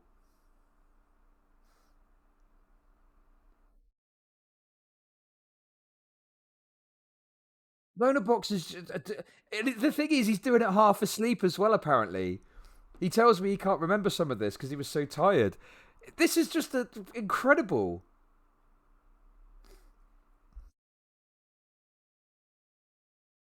Home is for them. Again, that's like a legal gray zone, but that's not speaking to the larger issues. Like, no, that is almost... Anyway. If you don't have a legitimate claim to refugee status and you're coming from a country that you know you can be deported to and you want to stay, a lot of them, a large amount, destroy their passports like before they even get to the water. I know. I'm just really interested in this claim destroyed passports all over the ground. So, like, what do you do about that? Because this is the question at hand. I don't doubt it. Okay, destroying passports is already like illegal or whatever. You're not supposed to do it. Okay, so you get a refugee that comes in, and they've destroyed their passport. They fail their refugee claim. Then yeah, you've got to try and find out where they came from and get them back there. Like, I don't know what else.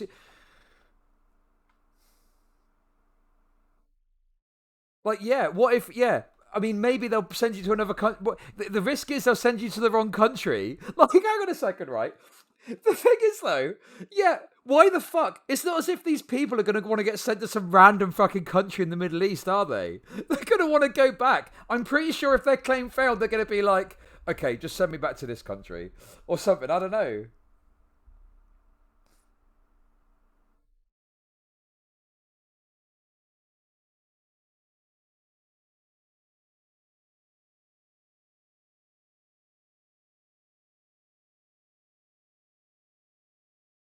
But the thing is, I'm not just listen. Obviously, illegal immigration is people shouldn't try and engage in illegal immigration for a number of reasons. They can get in a lot of trouble. It could cause them. Obviously, we need to consider that like refugees can illegally travel to get to a country to claim refugee status, and the country's supposed to not take into account they got there illegally, right?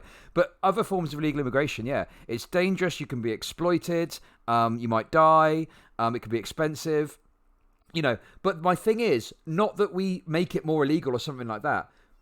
The answer is that we make it as easy as possible for people to get to us, to process claims and whatnot or whatever. Do you know what I mean?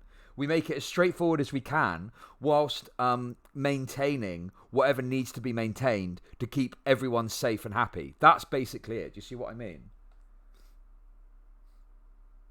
And yeah, of course, if someone's got no options, take that into account. But the thing is, if someone doesn't have any options and they're like a refugee, that's one thing, right? But that's the point. If they haven't got any options and they're refugees, it doesn't matter. They're not then illegal immigrants. They're claiming refugee status, right? And then if they're found out they're not a refugee, they get sent back. So your problem solved. But like, if someone is just coming here illegally for the hell of it, then yeah, don't do that. That's wrong. You shouldn't do that. Like, I don't know Kim, why are you asking these fucking questions? Like, I don't know what your fucking point is. You fucking stupid fucking lib.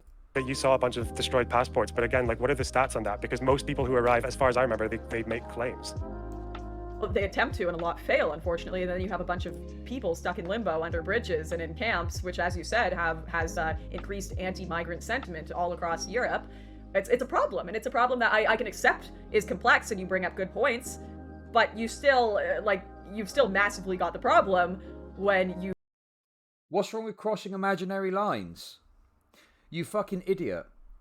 I'm making descriptive claims about the world as it exists, you fucking idiot. Obviously, yes, fucking they're imaginary lines, but guess what? They're a reality that we have to deal with on our current social and economic system. How is that fucking lib? It's engaging in the reality as it exists, you fucking clown. You don't stop where it's occurring. As you've said, one thing is to potentially stop the push factors, and I am all for investigating and what we can do there. But sometimes I feel like you're just trying to get people to say stupid shit in my chat. My chat's fucking normally very smart. This fucking Dito idiot, I don't even fucking recognise them.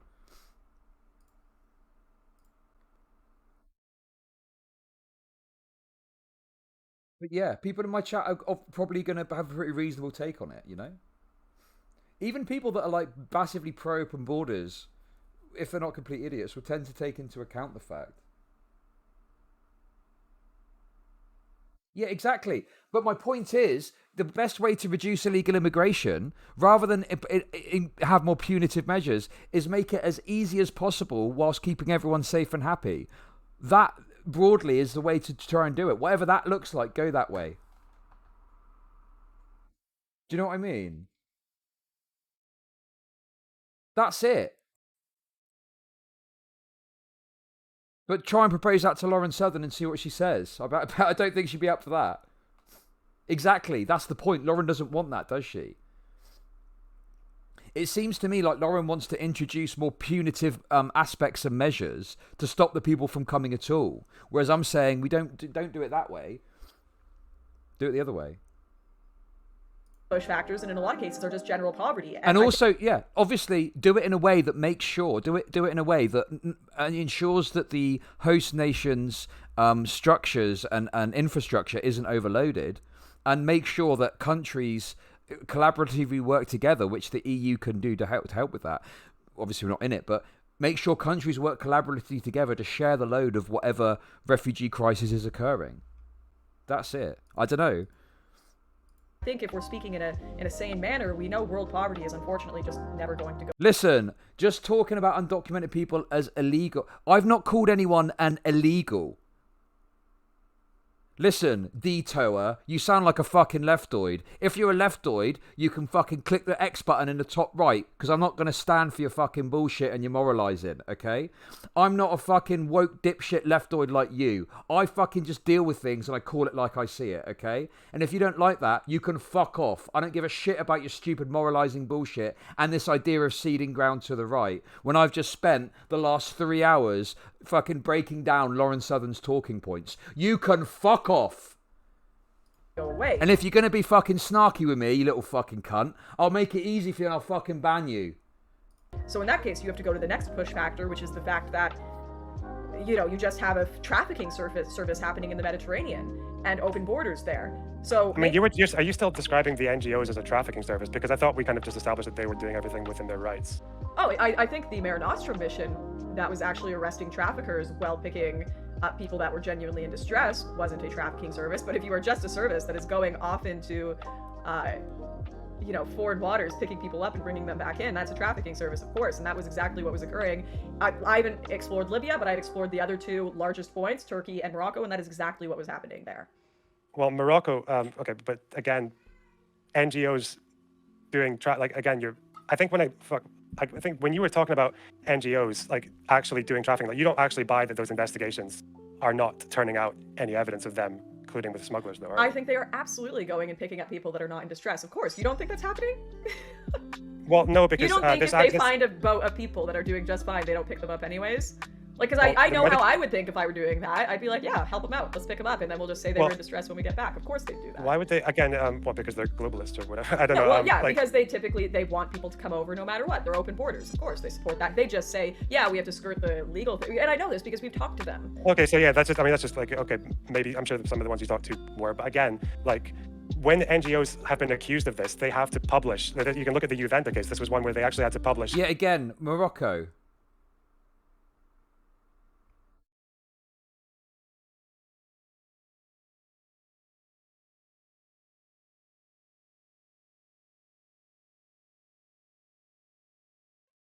Why we can Morocco is like not only like a holiday destination, it's a fucking like a luxury holiday destination. It's a place you go when you got a fucking bunch of money.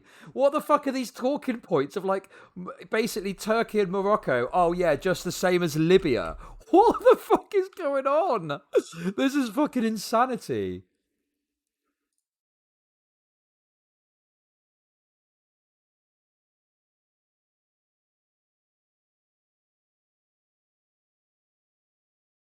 Almost 700,000 visitors from the UK come to Morocco every year. Most visits are trouble-free. What? Again, this is like saying, yeah, go and have a nice holiday in Morocco if you want. Crack on.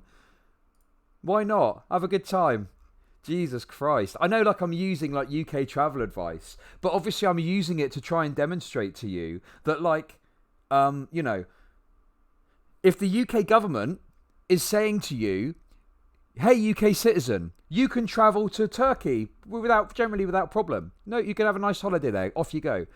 You can go to Morocco. You can go and have a nice holiday over there. No trouble, right? But then they're going, do not, under any circumstances, ever go to Libya. You can be pretty assured that there's clearly some tangible difference between Libya and Morocco and Turkey, which we can point to go, well, if the UK government is saying don't go to Libya under any circumstances, it seems somewhat fucking ridiculous to suggest that we can in any way compare Morocco and Turkey to Libya in these contexts. Right?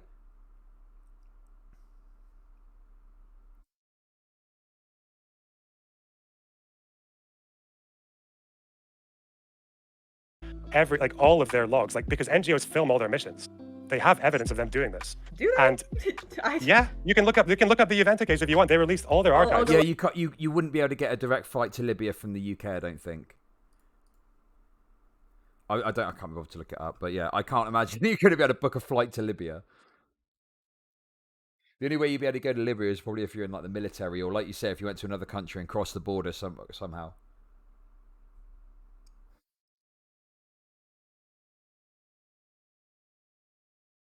look at it. It can Because be they really. were Do you actually have the investigating for court this. documents? Because it can be so difficult. Like with the Panos case, like they're actually ERCI are still under investigation. You know, like they're. I know they are. cases So, I mean, over.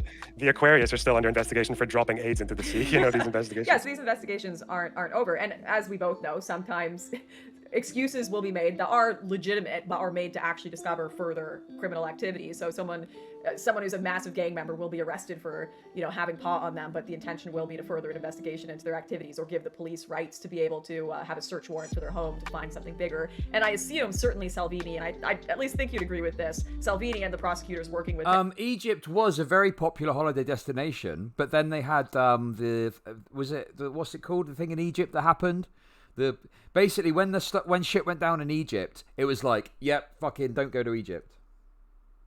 Arab Spring, that's it. Yeah, the Arab Spring. It was like, yep, cut that off.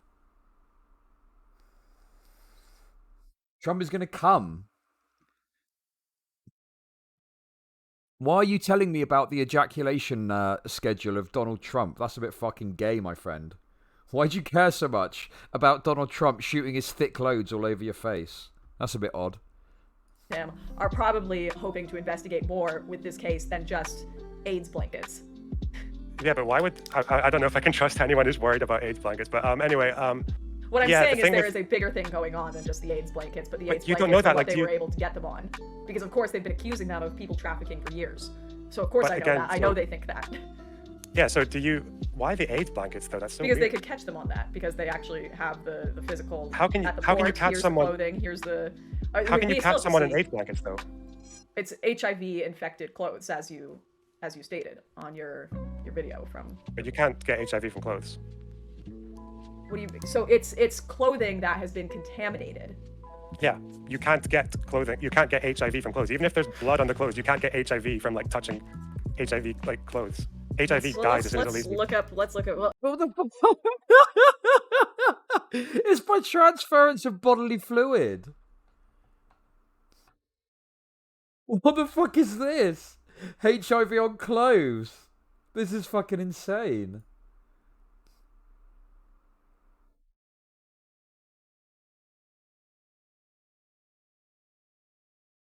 okay, well let's look it up. Hi, Chad Logic. Can you give me some advice on climate change?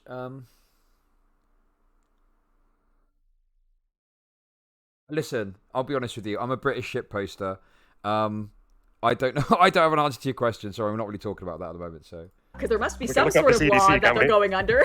Like I Yeah, assume they aren't contaminated. They were going under toxic waste, but again, Right. like clothes, the clothes of people who have HIV is not toxic waste. It was just labeled as special waste, and that was it. Like, Okay, well, you I'd can't have to get- look into the law, because I'm sure, like, medical clothing, you know, when you go into a hospital and there's, like, the blood bins, you throw it in there and it's considered toxic Yeah, waste. And so- it's people's. yeah, what the fuck?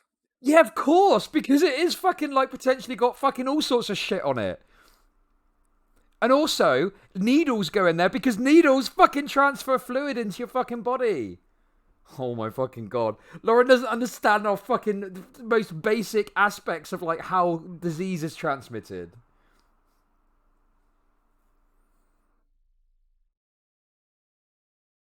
They don't do that because they're just worried about HIV. There's loads of fucking crazy shit in blood that could fuck people up. That's why they got up the blood bins. They're not like, oh yeah, we need to throw our bloody rags away because of HIV, obviously.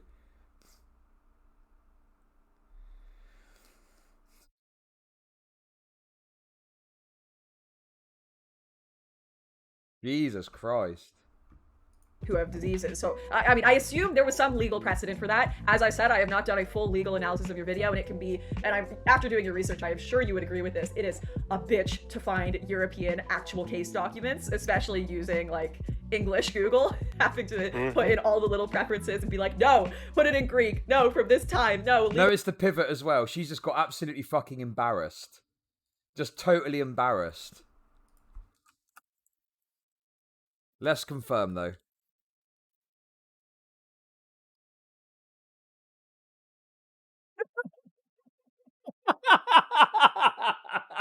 Look at this. Can you catch HIV from clothes? HIV is not transmitted from day-to-day activities or by contact with object, food, or clothes. It literally is right there. It literally is like, right, that's the first thing that comes up. That's the first thing that comes up when you look for it. Oh my god, that is incredible. This is just an absolute fucking demolition. The biggest L.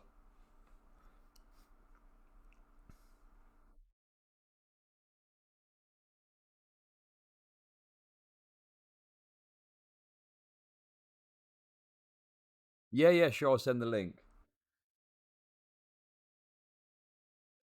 Yeah, exactly. There needs to be a way for the virus to enter another person's bloodstream. You don't. It's not going to enter your bloodstream through fucking clothing contact, is it? Cases. The only way is like, I don't know, if there was like some clothes that was like soaked in blood or something, and you like had a cut on your hand and you picked it up and it went. I don't know.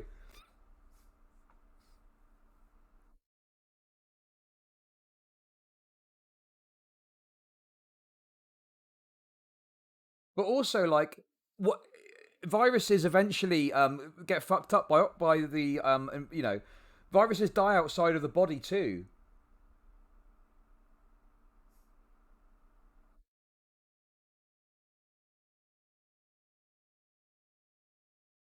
How long does it take for? I don't know how long it takes for HIV. I mean, obviously, it's not transmitted in any way except blood or bodily sex fluids.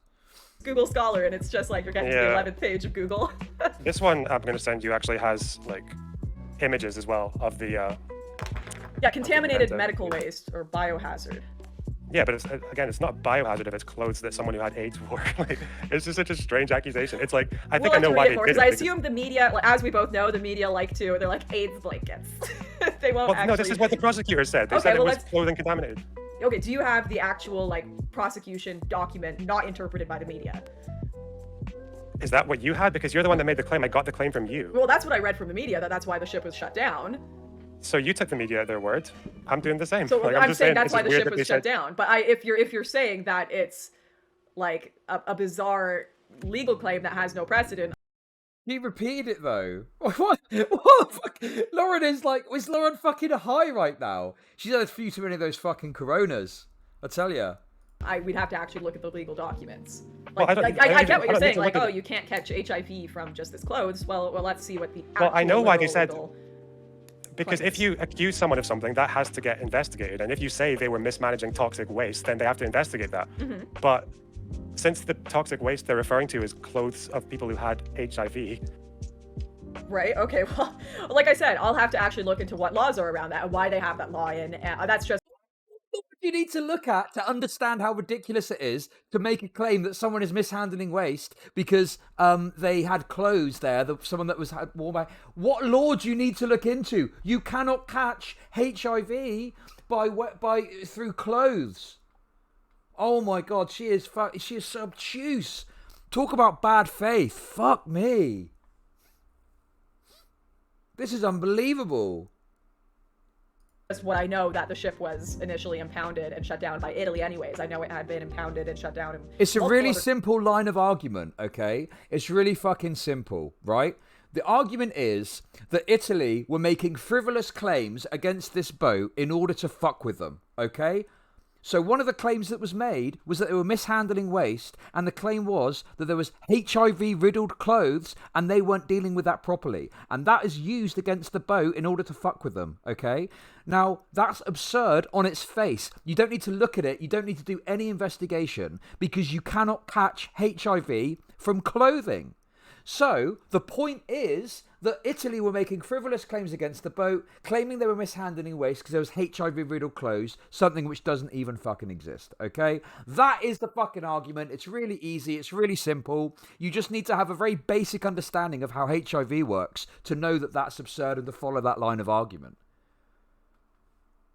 Like, what is this? Bad faith central. Countries before for their activities, but yeah. What other activities were they impounded for? I just know that other countries have taken away their license and ability before. No, that's not impounding though. If they take away their, I mean, there's a whole. I'm pretty sure they were impounded in Spain as well. Impounded. Were they impounded by Spain or were they just there? Let's see. I know, because I know their charge is for AIDS clothes. Like that's what they're under investigation for. It's so hard to find information on the Aquarius case, though. I was like, I couldn't find anything in the last year from the short. What information do you need? Oh my god, she's so. Before. Well, I'm just wondering why you brought it up wait. Because I'm saying like that beyond just people are like, you're trying to be a a non-government enforcer of the law, Lauren, and I'm like, well, the government have actually impounded and well, they taken didn't the ship impound. in themselves. Well, no, they took the ship in leasing a year after you did your thing with the boat. Yeah, that's what I was saying. Like the Yeah, ship so there was nothing. had There was been, the actually ship nothing. had been accused of illegal activity, and they had been taken in and impounded by the government, and were not allowed to sail anymore. So people were accusing me of being this force of like, you think you're above the law, but I'm like, no, the law actually decided that the ship was problematic as well. And we'll have to go through the specific things that they have put forward. That was one of the reasons, the toxic waste, which I'm sure there is more to that than just what the media have reported, because we'll have to get the exact case documents, but that was the reason. I'm sure there's more than that. Oh yeah, another source. Trust me, bro. Okay. The government have impounded the ship, and the government have decided that there was at least some premise or standing for them to do that and to stop their missions. Again, like, so yeah, again, toxic waste didn't come up until after. That's post hoc. And again, trafficking. There wasn't even an investigation or like a charge. There was an This is just, like, investigation. The investigation didn't start until 2018, didn't it? 2017, 2018? So there was an investigation. Oh, but you're Yeah, I saying know there was an happened investigation, after. but it didn't. Yeah, it happened after, didn't it? Because yeah, you weren't talking. Okay, listen up, okay? I don't want to have to run another ad break, and neither do you. But we've got 250 people in here now. I can't help but notice that sub goal hasn't been hit yet. So I'm looking for 10 subs, okay? I should have finished the stream 56 minutes ago. But I'm still here streaming because I want to cover this before I talk to Lonerbox tomorrow. So to confirm, I'm going to be talking to Lonerbox tomorrow at some point after 1 p.m. Eastern, okay? So I'm going to be bringing you even more content tomorrow, which you can look forward to, okay? Even more juicy, spicy, delicious content that you're going to be able to get your teeth into. So, bear that in mind when I ask you to give me some subs. Bitties as well if you want. So listen. Oi! Yo, thanks a lot. That's really generous. George Rich, thank you very much. George Rich for the Jewel Rich for the sub. Appreciate that. But I might have to. Well, I probably won't do it then. So first of all, you can chuck some money towards my new mic fund. I'm going to be upgrading my mic soon. Just need a little bit of help to get over the line with that. So if you can chuck some money that way, that's good. If you can chuck me some bits, that's appreciated too. That's really generous of you. Oh, Cross Crescent Creed, new sub. Thank you very much for the sub. Appreciate that.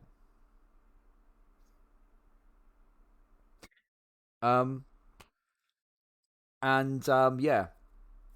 Also, subs are good too. Gifted subs, all of it helps. Oh, hey, Right to Bear Arms, how's it going? Have you seen a Relevance custom TTS? And would you be interested in it if it can help you get more bitties donations for meme TTS voices? Sure. Yeah, that would be interesting. I'll be up for that. Whose voices does it do? Does it do like anyone's?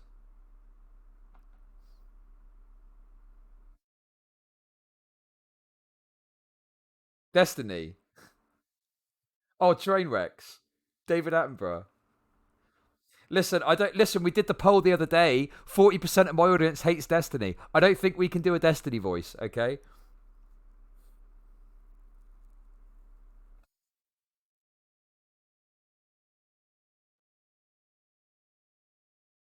David Attenborough. That would be hilarious.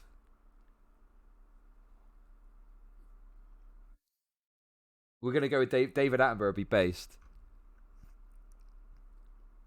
Okay, Right to Bear Arms. Yeah, it's interesting. How much does it cost? Well, let me know. Have you got you can drop me a DM, I think, if you want. Maybe we can figure it out. I don't know. Appreciate the offer, regardless of what it is. We'll figure it out.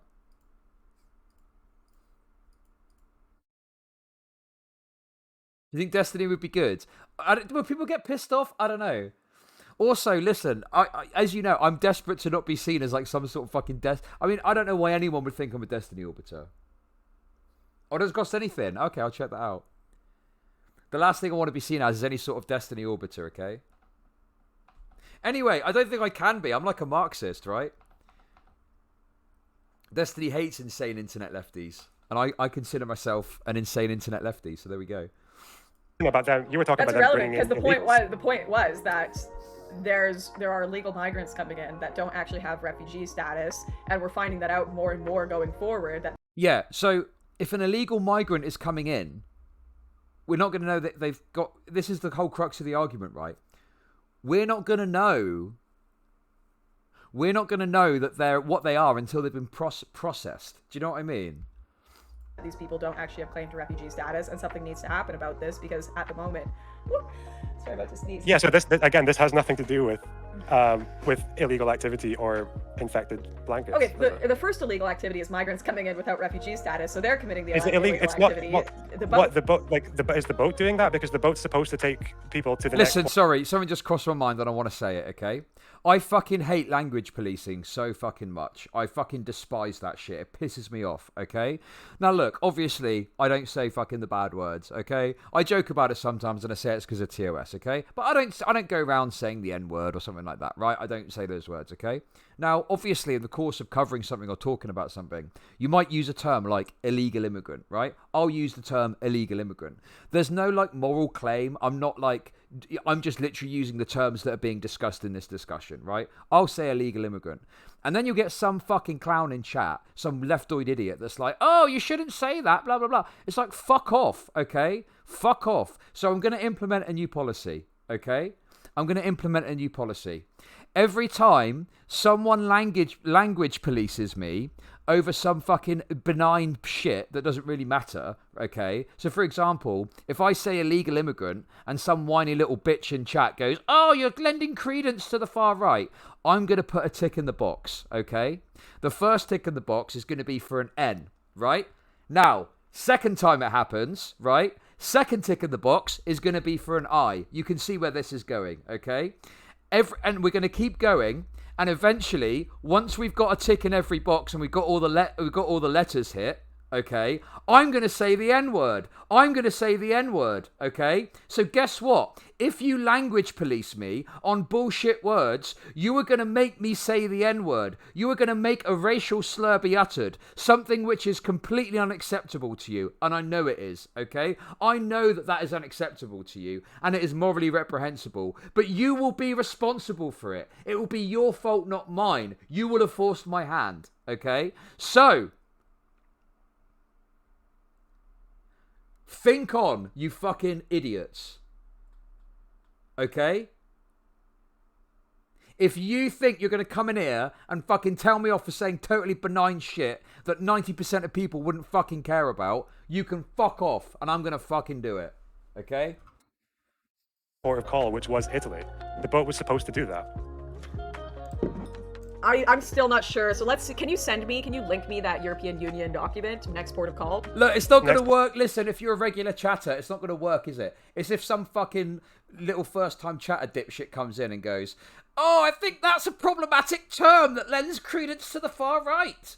That's the fucking kind of person that I'm going to be putting a tick in the box for. Port of call is... let me find it. Wait, if you use the word, it's on you. But no, you don't understand. Let me explain again. I don't want to say the word. I don't say the word, okay? But it's people making me do it. I've explained the rules. I've laid it out. And I've said very clearly, okay? I've said very clearly that it's not me choosing to do it. I just play by the rules. I've set out some rules. If people want to play that game, then unfortunately I have to play by the rules of the game that I've set out. So it's not me saying it. Technically, it's everyone that's been trying to fucking wag the finger at me. That's the situation. I think I've got it open here. It's UN. Here we go. Yeah, it's actually in your DMs. It's in the... It's like, yeah. It's like slur. It's like the Saw film, but with slurs. Okay, think of it like that. Do you want to play a game? Call them out. No one can make you dehumanize others. Listen, if that's upset you, that's the least of your concern with my stream. I'd recommend leaving because that's the least of your concern watching my content, all right? There's far worse shit that I say than that little fucking milquetoast joke. So you're better off not being here, okay? The one that ends in 94 PDF. And if you just look at page 8, next port of call. So that's UN though. Someone in chat's calling me Laundrybox. That's really funny. Lonerbox. Oh, I hate doing research while on stream, but let's see this. All right. I'm sorry, I don't want to be can't rude. find- I don't want to be rude, but I feel like this is the kind of research you'd want to do before making claims against a refugee boat that saved. Well, no, at the time I had, of course, done a lot of the research. It's been... Chad Lonerbox with the... Oh my god. That is just... That is perfect, right? That is the quintessential kind of approach that we have over here, right? Don't worry, folks. Chud can say the N-word. He doesn't show his face, and if Twitch assumes he's white because of his English accent, they're basically saying black British people don't exist. Checkmate, Twitch. True, but apparently Twitch banned for usage of the N-word regardless of hard R. Any context, apparently, allegedly. I love that. Is classic, though. That is such a thing that we do over here of like, oh, I don't want to be rude, but you're a complete cunt. Like, it's that level, isn't it? You know, of like, yeah, you're basically just being real harsh, but you're softening the blow a little bit, you know? What? 2017, 18, 19, 20, 21. It's been like 5 years, right? 4 or 5 years. It's been a minute since I've been looking into this ship and its actions, and the first time I've done a whole lot of looking into it was probably that last video I did, the Vindicated one you reviewed, and then like yesterday doing a bit of Googling about and looking through some of the data you posted below your video. So it's been a minute since I've actually done a look into the update. And in Borderless, obviously I was reporting on the specific organizations between Turkey and Greece and Morocco and Spain, which is why I have a lot more to say on them right now than I do about the Aquarius, because that's been the most recent research I've done into it. Okay. I'm so not again, seeing so anything maybe- about next maybe port of call in this document you sent me. If you control find, I did. are you on page 8? Next port of call.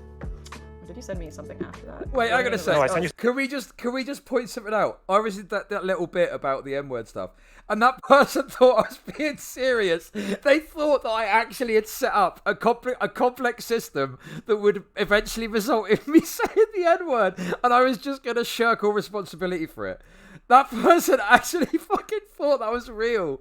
Oh god, I feel somewhat bad for them because obviously I was just fucking around, but I couldn't help but string them along a little bit. When someone takes a joke you say seriously, it's fucking so much fun. It's so much fun to string them along, and they're like, "Oh, I'm out. This is horrible. I'm out of here."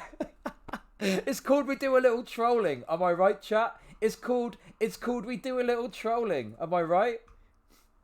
Something first after. one, I yeah. said 94, yeah, 94 PDF. So this is UN. Unsubscribe. Yeah, that's what I said. Background I said it was UN. United Nations High Commission. Oh, of course my quick search isn't working. Oh, find on page. There. Oh my god. Listen.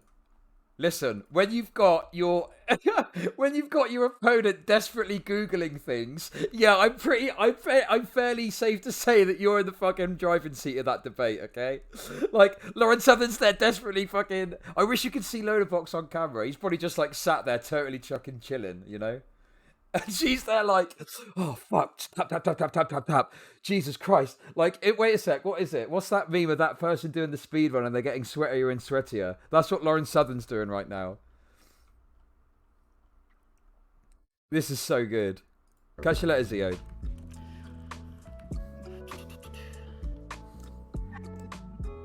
Okay. The ship. Port of call.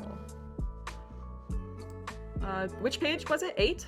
Clearly. 8. It's section 30. Okay, there we go. Next port of call. In summary, the executive committee. Blah blah blah blah blah. In summary, the Executive Committee pronouncement taken into conjunction with the obligation under international maritime law to ensure delivery to a place of safety call upon coastal states to allow disembarkation of rescued asylum seekers at the next port of call. In accordance with international practice, support by the relevant international instruments, persons rescued at sea should normally disembark at the next port of call. This practice should also be applied to asylum seekers rescued at sea. Yeah, is it this one? Yes.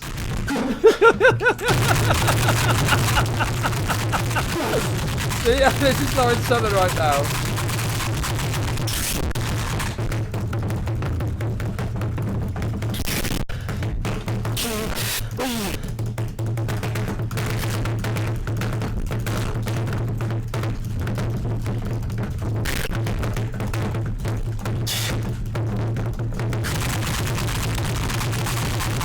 That's what we're dealing with right now. At sea. In cases of large-scale influx, asylum seekers rescued at sea should always be admitted, at least on a temporary basis. States should assist in facilitating their disembarkation by acting in accordance with the principles of international You think this is a photo? No, this is actually a live feed of Lonerbox right now. solidarity and burden sharing in granting resettlement opportunities. Okay, so this is UN. Now, of course, not everyone agrees to or signs on to UN rules, as we know. So what is it? I know, it's just that you brought up maritime laws. Okay, but yeah, So that's that's what I'm saying. Let's look at the maritime laws that actually cover Italy. Like, is this the maritime law? This is maritime law. This is background note on the protection of asylum seekers and refugees rescued. Wait, wait, hang on a sec. We're looking at maritime law. We need to look at maritime law Italy edition. Mamma mia! Mamma mia! What the fuck is this? This is ridiculous. What? It's Italian version. It's exactly the same, but the background is the Italian flag. What the fuck is that about?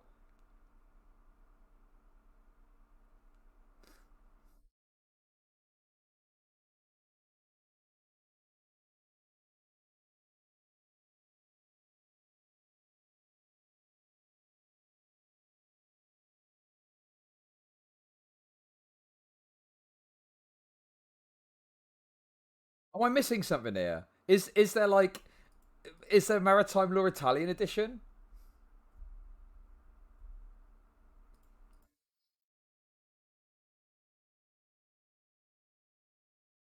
And also, yeah, like it's irrelevant anyway because any legislation that the EU puts in place would supersede it anyway, right?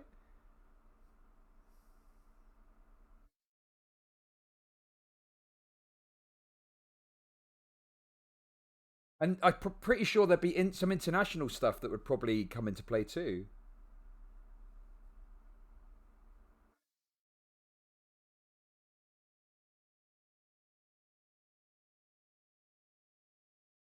What emotes that? I can't see. In the short period of time in which they went over to. Well, apparently it's mostly international, but also there are some other aspects to it too. I don't know much about it to be honest, but yeah, I think that like it's a combination of things. But like, yeah, let's look it up.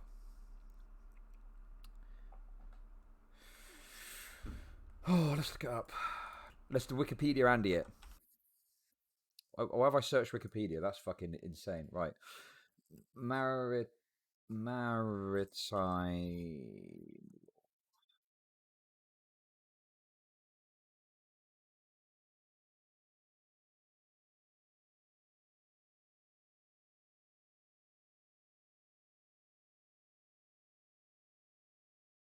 Oh, here we go. Yeah, look. Admiralty law or maritime law is a body of law that governs nautical issues. Consists of domestic law and maritime activities and private international government relationships between private parties. While each legal jurisdiction usually has its own legislation governing maritime matters, the international nature of the topic and need for uniformity, since 1900 led to considerable international maritime law developments, including numerous multilateral treaties. Okay.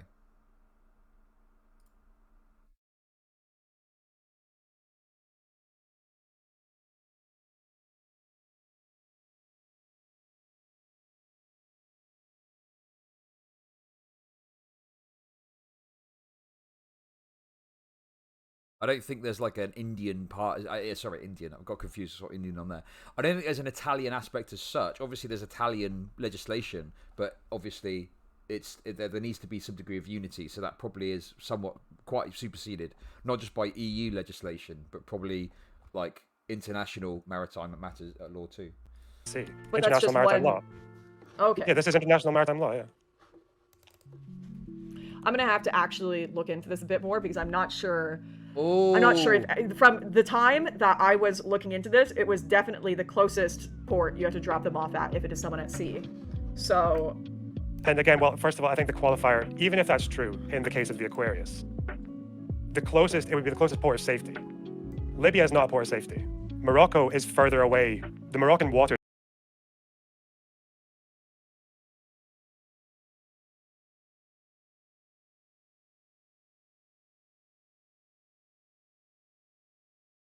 The maritime law in Italy applies to ships flying the Italian flag in local international waters. I know. I'm still street. We've still got like another 40 odd minutes of this, but I'm gonna watch all of it because that's just the kind of guy I am.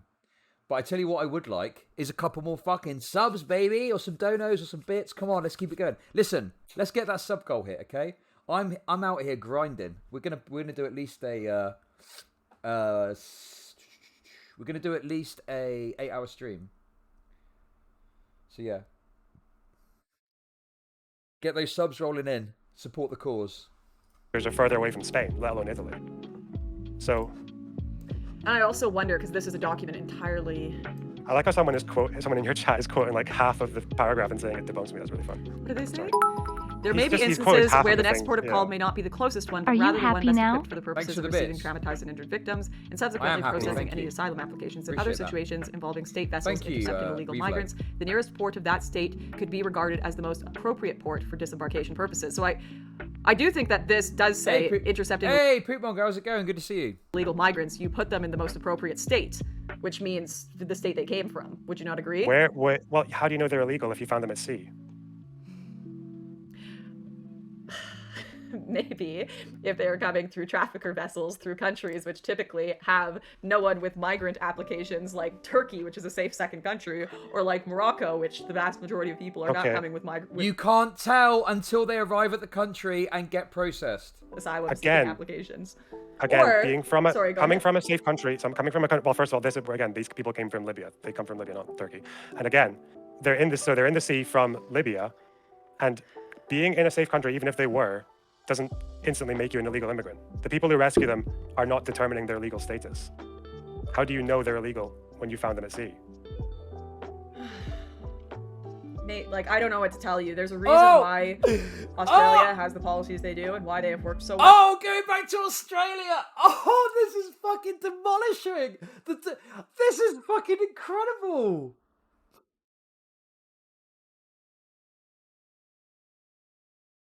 Owned. Let's watch that again. That was glorious. She's not even answering the question, is she? Morocco, which the vast majority of people are not Okay. coming with asylum seeking Again. applications. Again, Or- being from a sorry, go coming ahead. from a safe country. So I'm coming from a well, first of all, this is again, these people came from Libya. They come from Libya, not Turkey. And again, they're in the sea from Libya, and being in a safe country, even if they were, doesn't instantly make you an illegal immigrant. The people who rescue them are not determining their legal status. How do you know they're illegal when you found them at sea? The answer is you don't know.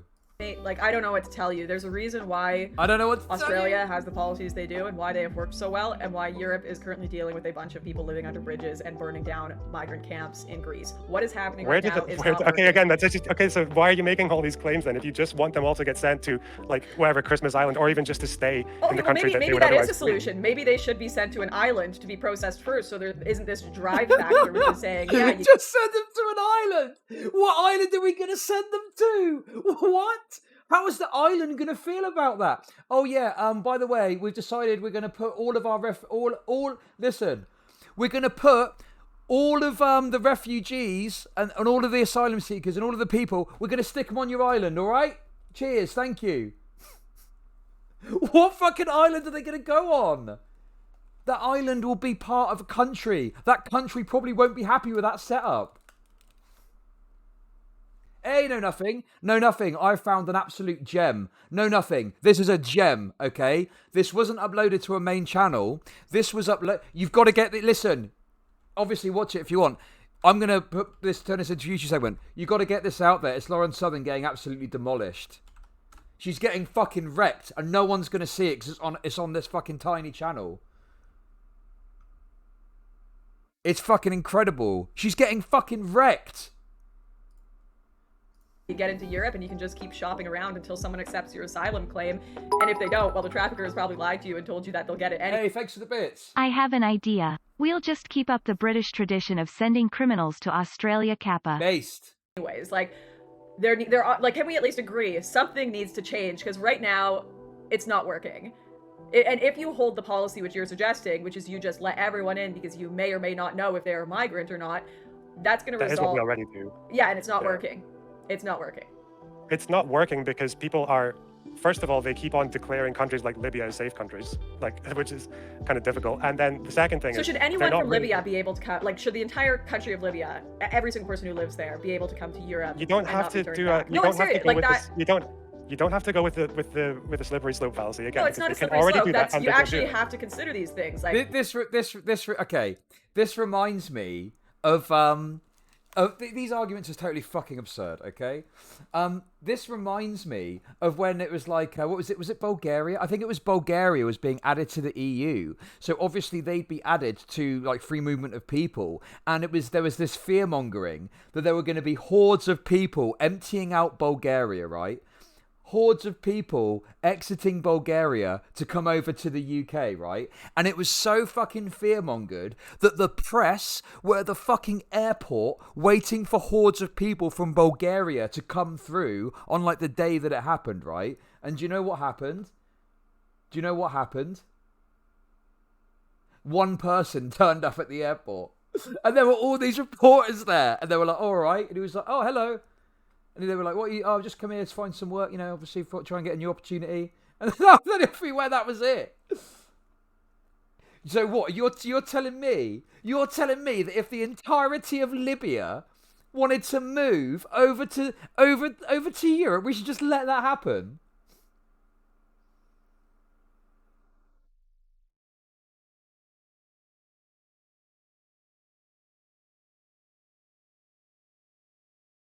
Wait a second though. What if, hang on, let's broaden this out a bit, right? What if every single country in the Middle East spontaneously decided that they're going to leave their country and they're going to go on these boats over to Europe, leaving the entirety of the Middle East depopulated, and they're all going to come over to Europe? What are we going to do then? Have you thought about that? What is this? This is insane.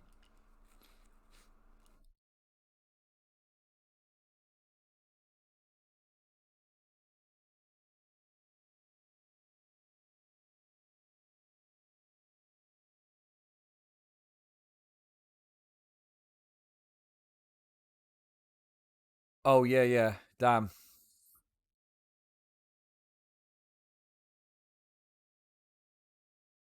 I mean, yeah, we probably technically could fit everyone in, but in any case, it's such an absurd it's such an absurd thing. Like, I don't even know if it really works to test the argument that's being made.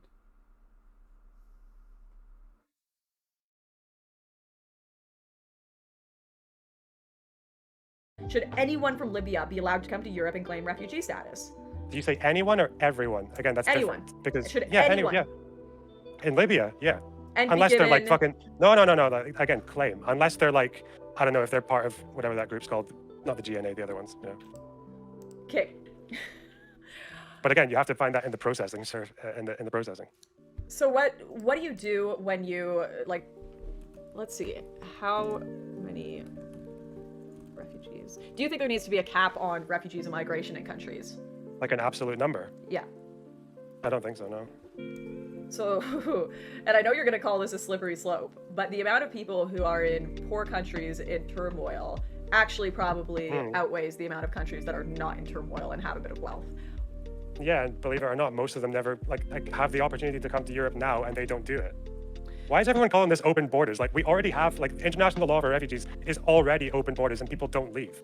Well, no, Most a lot of people people stayed don't in leave Jordan, because they Lebanon. can't. They just don't have the ability, and they know that they wouldn't be. They probably realize they'll be sleeping. Well, then they don't have the ability to do it, so they can't, so they don't do it. What is this fucking argument? Then they're not going to come, are they? Because they don't have the fucking ability to do it. What the fuck? It's not like they're all suddenly going to get a fucking windfall and be able to come over here. Jesus Christ. Ridges because there's just no more money to support them in a lot of these countries. There's no more. The systems are overburdened. Well, they do. I mean, I think typically they would know. Like, if I had the money right now, I'm not joking, I would take you on a trip, and I promise you right now, I'm pinky swearing, if I win the lottery and you have to promise back to me, I will take you on a trip. You can come with me on a trip to Morocco. We'll go to Porte de la Chapelle. We'll go to Calais. We will go to the Greek islands, and we'll meet these people. And you can tell me if you think that we should be letting everyone in Europe, and if this. No, this Lauren, system I'm is not working. gonna. I'm not gonna go on a little trip and like No, with a you're bunch of saying preconceived. no. No. I'm not gonna go. You don't have to accept anything I say. I'm just saying I'll take you there, and you can go loose, have your own time. Yeah, drink because beer, Also, meet everyone. I mean, I personally don't agree with the idea of going like with a bunch of preconceived notions and just looking at I didn't things. tell you I to don't have really gather preconceived information. notions. I told you I'd just take you there to see it for yourself. Everyone goes with preconceived notions. That's why Well, I your tend to look at the preconceived data. notions are probably against my opinions, anyways. So. Well, like you exactly, but me finding something that suits me and using it against you wouldn't prove anything. I could just film a bunch of cherry-picked situations No, and then but, like- say like this proves my case. Again, like this is what happens though when you do things that way is you end up forgetting about maritime laws on ports of safety or following through with cases on AIDS blankets. You have nothing. Like you just end up making like these kind of strange like kind of proxy arguments. So again, like what are you? He just said you've got nothing. Oh my god, this is okay. Look, I know that people go on about platforming and stuff, and I get it. I get the critiques. I'm somewhat agreeable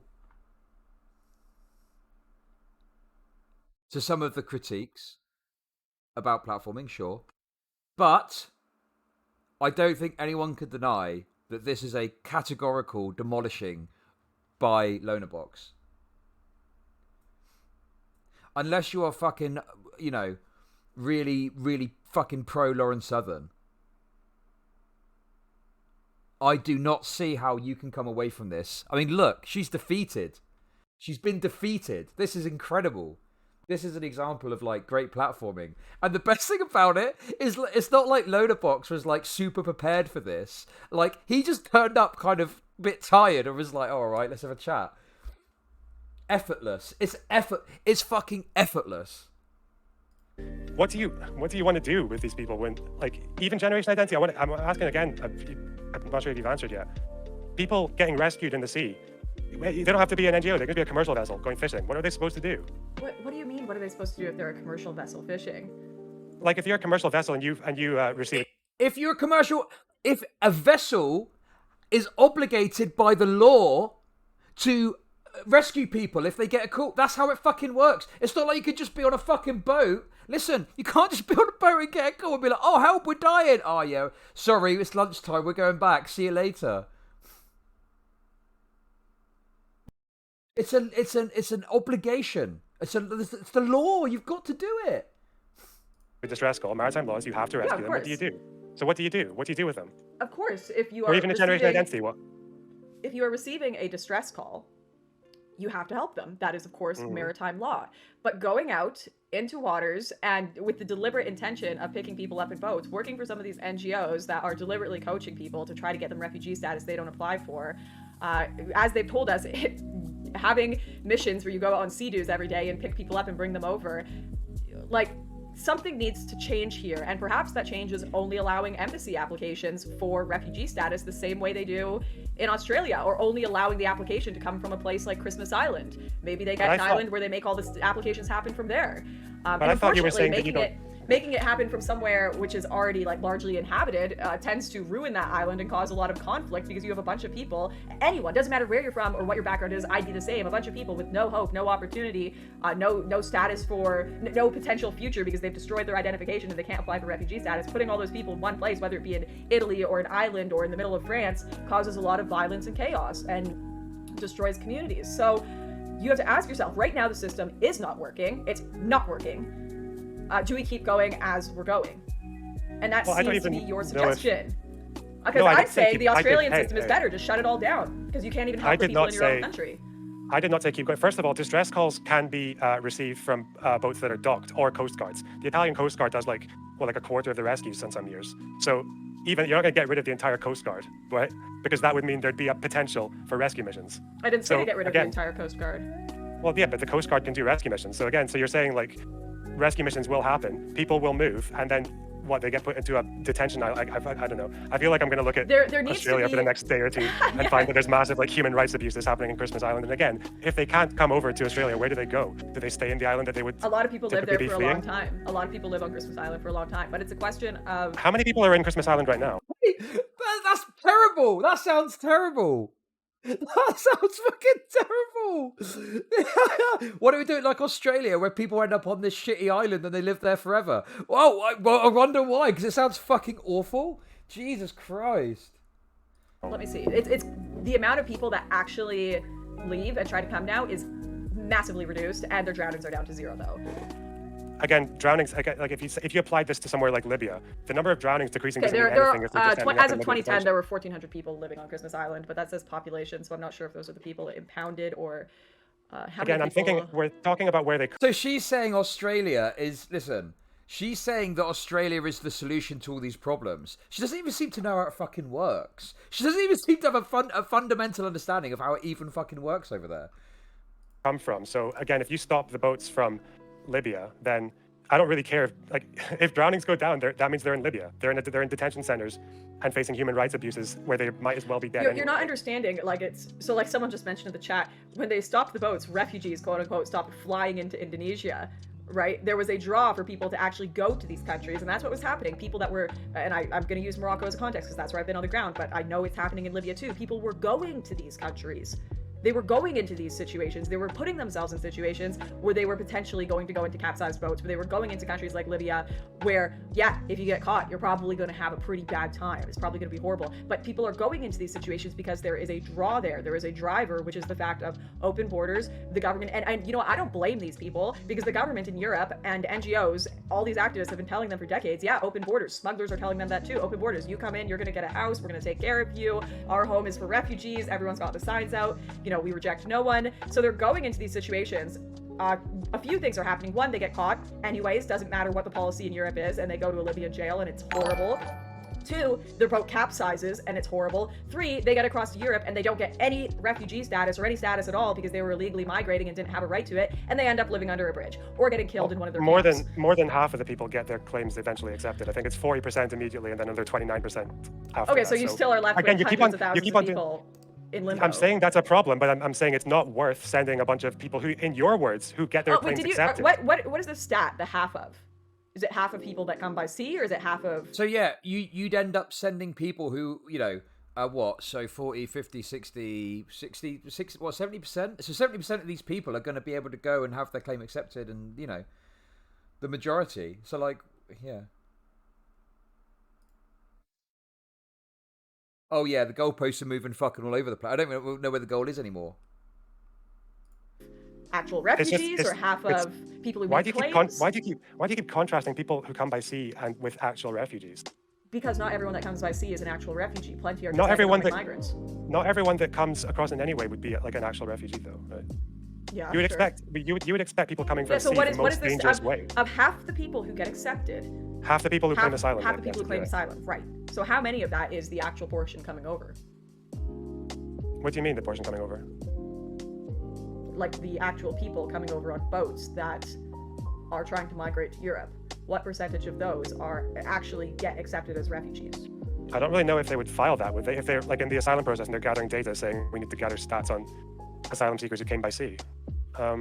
Asylum claims by sea, I don't know. Why does that matter though? Because again, I don't think that governments give a shit, because the whole point is if you come and claim asylum, they disregard how you got here in the first place anyway, because they can't, you know, if you're saying I'm claiming asylum, they can't be like, oh, but you came the naughty route. You came the naughty route. You know, these people over here, they came on a plane.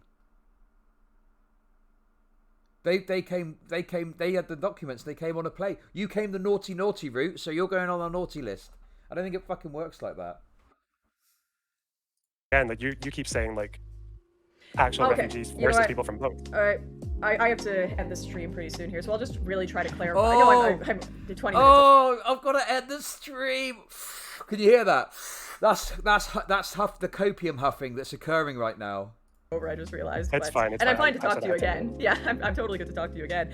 But no, I'll just really clarify my position here. There are a lot of people coming over. I would say the majority, based on what I have observed, the majority that do not actually have any claim to refugee status, that are not being processed in any meaningful way into the systems in Europe, whether they be in Greece, Italy, Germany, France, Spain. They are disappointed, rightfully so. They've been promised things by human traffickers that could never be fulfilled. in a lot of cases, they're homeless. In a lot of cases, they have no hope. In a lot of cases, they have no ability to work or make a living because they, once again, could not make any claim in these countries. And it is going to lead to disaster, both for these people and both for the European people, because a lot of people that are miserable with no hope is dangerous in any situation. Doesn't matter what your skin color is, doesn't matter what your gender is. A lot of people with absolutely no hope, no jobs, nothing, that were sold a lie. That is dangerous. That is dangerous anywhere you go. And there's going to be a lot of misery, a lot of disappointment, a lot of crime, which we are already seeing in these places. And I mean, once again, just this year, the camp was literally burnt to the ground in Moria because the migrants there were so pissed off with the situation they were in. And it is not good for anyone. And something needs to change. Something needs to change. And for that to even happen, for the problem in Europe right now to even be dealt with, they need to actually stop and just figure out what the hell is going on, to pull a Trumpism. Wow. Reform centrist Lauren Southen, everyone. There she is. We need a complete and total shutdown until we can figure out what the hell is going on. Wow, what incredible centrism I'm witnessing right now. Damn. Here. Stop and figure out what the hell's going on. Again, that doesn't mean you stop death. It just means you stop death at sea, right? You continue the deaths of people who would otherwise flee in places like Libya. But if you can't help those people anyways, like if you aren't helping those people in Europe anyways, you actually need to, it's like, you know, putting the mask on yourself. You can help them, you let them claim asylum. No, but if you You have can't no help them. Half of space, them if get you their have asylum no claims accepted. resources to help asylum seekers because you have taken in so many people without actual But we do have the resources. claim, and you're trying to help these people who are living on your streets, who have nothing to do, who have nothing to eat. If your systems are overwhelmed, you can't help anyone. And that is But what's Europe is happening not right now. overwhelmed by refugees. Barely any portions of the refugees came to Europe. Europe is not. Europe is a pretty rich country. You can process refugees. Europe is a rich country. Sorry, I'm just teasing. Well, a rich continent, but I'm sorry. I'm teasing. But let's see, like even more. Oh my god, she's trying to get the late. That's like when you're in an argument with someone and you're getting demolished on Facebook and you point out they made a grammatical error, and that's all you've got. All you've got is to point out a grammatical error, some real pedantic shit. Oh my god, this is glorious. Merkel herself, who was super pro-refugee policy, was like, this is overwhelmed Germany. Let me see. Well, Merkel was saying that since 2010. She's always pandered. No, not since immigration. 2010. Since 2010 was her multiculturalism has failed speech. I'm just looking up Christmas Island right now. Someone died, like an Iranian refugee, died after the government recognized he was a refugee in Christmas Island. How did he Then there was a die? riot. That's fucking. Oh, there was a riot? It doesn't. Riots that Once followed. again, these riots happen every day at the camps in Europe. Every day. I was barely allowed into Calais because they were like, they might just kill you. It's lawless in there. What were you saying about crime as well? Like, don't refugees and migrants commit less crime than locals? No, that is. I think unless you don't adjust for age because they're younger and younger people commit more crime. No, migrants commit more crime. Absolutely. When you don't adjust for age, right? illegals, of course. When we're talking about actually accepted refugees, I reckon they wouldn't commit much crime. I'd agree with you there. But no, illegal migrants in France, it's like disastrous there at the moment. But again, when you're talking But they're illegal. about refugees, it's refugees who come across the sea, right? Like that's part of the people who become accepted as refugees. The small percentage that are accepted out of the. What small percentage? You said it was. You haven't like, given me the only data happened of people that come overseas, just people who apply. And I don't doubt that, you know, even the fact that only half what of the difference people does that coming actually overseas make? If apply, you come so from- half of the people that are applying are faking it, like, that's pretty shocking in itself. Again, well, that's because some countries consider Libya a safe port and then deport them, so that's kind of a problem as well, because Libya is definitely not a safe port. But, so you'd actually expect the accepted claims to be higher. I'm just wondering, like, Generation Identity's mission was to be a rescue mission and send them to Libya. Do you agree with that or not? I'd have to go back and look No. at the policy at the time. I genuinely would. Because if the policy at the time was that that was considered a safe port and that was the maritime Libya law, wasn't- then yes. If that was not the maritime law at the time and it was not considered a safe port at the time, then no, because that wouldn't be against maritime law. As I've said, my support is for migration and maritime law and what nations have done since the dawn of time, no matter who they are in any country. You go to anywhere in the world, China, even African countries, Mexico, you ask people what they think about illegal migrants in their country and they'll be pissed off. I know, because I've gone, even in Mexico, I've been there and they're like, oh, you know, illegal migrants coming through here, it's really irritating. When I was in Turkey, same thing. They're like, these traffickers come in and these people, they rob us. And like, it's a really, I know people don't like to hear that because there's this weird perception that everyone who migrates or everyone who comes across the sea is like this perfect angel, but that's just not the reality. And in fact, this policy of just let everyone in without checks and balances really hurts actual Did I ever say refugees no checks and and balances? migrants too, who are Did I living ever in say no camps checks and with balances? violent criminals who are trying to escape their home country under the Sure, man. current open borders, basically open borders policies happening now. No, you didn't say checks and balances, but you haven't really explained how your checks and balances are taking place other than deport everyone who doesn't have a legitimate migration claim, which doesn't make sense when they've all destroyed their identification. Well, that's why, again, like the UN law is that you assist people who don't have travel documents and you find a way. There can be paths You to find a citizenship as way. well. But again, Libya was in civil war when Generation Identities bring them back to Libya mission. Like I said, I'll go look into the policy on that. We will set a chat after I've looked at. Oh yeah. I'm sure a country that's in the midst of a brutal civil war is a perfectly safe place to drop refugees off at. You know, literally dropping them off at the port, and there's like explosions going off. There's like soldiers running by, shooting at each other. Some guys getting stabbed in the neck. Right, there you go. There's your safe port. See you later. Have a good one. Okay. Fucking tank rolls by. Yeah, off you go. Good luck. Good luck. After I finished your video, and I've looked up the Libyan policy at the time and the EU policy and Italian policy. But yeah, I just like my friend. I don't know. Oh, crowdsourced politics. I'd have to have that. Was very interesting. Your policy of just send them back on airplanes. Like, first of all, I don't think they should. Okay, again, like if they're, but that's for people who fail their claims and have like we know where they're from and they're not from a country that you should be fleeing. So, but again, like there is a question that can be asked about the people who arrive, but I think like sending people back to Libya is just not an option. But then your migration policy becomes anyone can come in until we can prove that they don't belong here, which is no sane country's immigration policy, because it doesn't work. Again, most we have of to, them even if you have didn't no come to Europe. identification, nothing, we have to sit here and figure out a way to prove that you aren't a refugee, who we should pay all of your wages, pay you to live here, like. Well, what else do you do with them? Like, yeah, that's the reality though. They're here. Let's say they destroy the documents. What do you do with them? What is the other option except to try and figure it out and deal with it? I just don't. What are you supposed to do? Support you, give you language courses. That country will collapse with that policy. Any country with that policy. Well, again, that's why the first safe country is kind of useless, because if people have like a language that they can speak in a different country, then they should probably go there. Like if you're a Syrian and your second language is English, you probably shouldn't be living in Hungary, or like you should probably go to like the UK or something. So yeah, I'm fine with that again, because we take it like most of these countries as well take in barely any refugees. The UK has had less than 40,000 since the crisis started. So that's like less than 10,000 a year, isn't it? It's really low anyway. I can't remember the exact number. And we have a labor shortage. So let me see. This whole thing about a continent being full, like one of the richest continents. Yeah. Centrist Lauren Southen worrying about Europe being full. Interesting. That's a very common centrist talking point that I hear. Fear-mongering about Europe getting filled up with brown people. Oh my goodness. What a classic centrist talking point we're dealing with. Someone in chat is saying 40,000, that's huge. Like, yeah, this is just, like, how do you justify that? What the fuck? According to UN statistics, at the end of 2020, the UK had accepted 132,000 refugees with 80,000 pending asylum cases. Yeah, since when was this? That was 2020. No, in the year they received 26,000 asylum applications over the same period. So this would be since somewhere. So at the end there were. I'm checking right now the actual document. How many? You're probably right. I probably checked the 40,000 from a while ago, but again, it's still low. Even 200,000. Wait, is someone in chat saying that the Jewish people fleeing the horrors of Nazi Germany should have gone to Israel? Is that really a comment that's been made in chat? Over that period is low.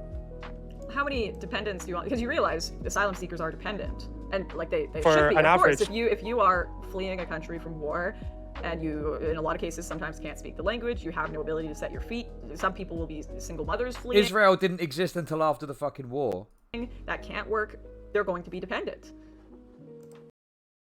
Dude, follow the argument. Okay, how about this? Account created. Oh dear. Listen, your little snarky comments caught you out, my friend. I wasn't paying much attention to the shit you were saying, but I've just clicked your name. Account created 25 minutes ago. Uh-oh, stinky. See you later, motherfucker. Get out of here, you little bitch. You little fucking bitch. Fuck off. Oh, you fucking got caught out there, you little fucking bitch, didn't you? Get fucking shit on. And again, the process in the UK is supposed to be 6 months. I think that's the average. Yo, thanks a lot. The That's problem really is that there's a generous. work ban Hey, Azazel Badazzle, thank you for the sub. Appreciate it. Hope you're doing well. Thank you. on claimants that I think should be lifted. I think they should be allowed to work straight away. So yeah, I agree. Yeah, I agree that they should be utilized as workers because they're good for that. Oh, yeah, I think your numbers are a bit low for the UK. I'll have to. Yeah, they probably are, but again, like it's still like the numbers that we take are still low. Even when I'm looking at this, like with receiving 26,000 applications in 2021, that's quite low for a year. I just don't know if I agree with And they that. do want to work. Like that's quite typical of refugees. Like they do work. I don't I don't think know there's many like. I don't really know the rates of like refugees who get accepted and then claim welfare. I've never heard that. Even right wingers have never mentioned that as a trend. What? Of course, well, of course they get assistance initially. Of course, like that makes sense. Yeah, they if get you are a assistance, yeah. refugee, well, yeah, so you don't have to claim welfare because you're getting assistance as an asylum seeker initially. Yeah, but well, the assistance is only 6 months, and the assistance in the UK it's £5.64 for food, so it's quite low. Let's go back. Yeah, it looks like I think your numbers are a bit low for the UK. I'll have to. Yeah, they probably are, but again, like it's still like the numbers that we take are still low. Even when I'm looking at this, like with receiving 26,000 applications in 2021, that's quite low for a year. I just don't know if I agree with And that. they do want to work. Like that's quite typical of refugees. Well, isn't it normally like 100k? I can't be bothered to look it up. Sorry, I'm going to be lazy. I can't be bothered to look it up. Like they do work. I don't I don't know think there's if- many like. I don't really know the rates of like refugees who get accepted and then claim welfare. I've never heard that. Even right wingers have never mentioned that as a trend. What? Yo, thanks Of course, a lot. That's well, really of course they get generous. assistance initially. Of course. Chud Jam. Hey, Sam the Human, thanks a lot for the sub. Appreciate it. Yeah, I mean, I don't know. I wonder if there's something that, yeah, I can't imagine that's a particularly strong trend. Like that makes sense. Yeah, they if get you are a assistance, yeah. refugee, well, yeah, so you Yeah, don't have to. at the start they get assistance, but then when they're processed and they go through and they get asylum, or they probably want to work, right? claim welfare because you're getting assistance as an asylum seeker initially. Yeah, but well, the assistance is only 6 months, and the assistance in the UK it's £5.64 for food, so it's quite low. £5.64. Oh my fucking god.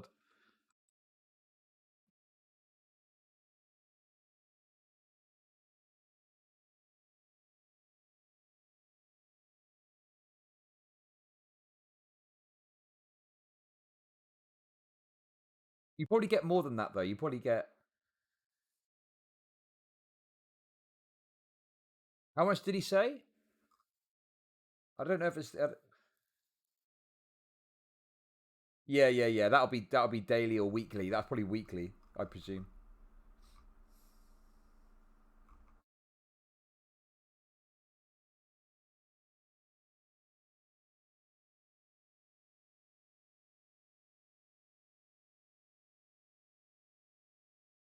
Up here. What's this? What did he say? It's supposed to be 6 months. I think that's the average. The problem is that there's a work ban on claimants that I think should be lifted. I think they should be allowed to work straight away.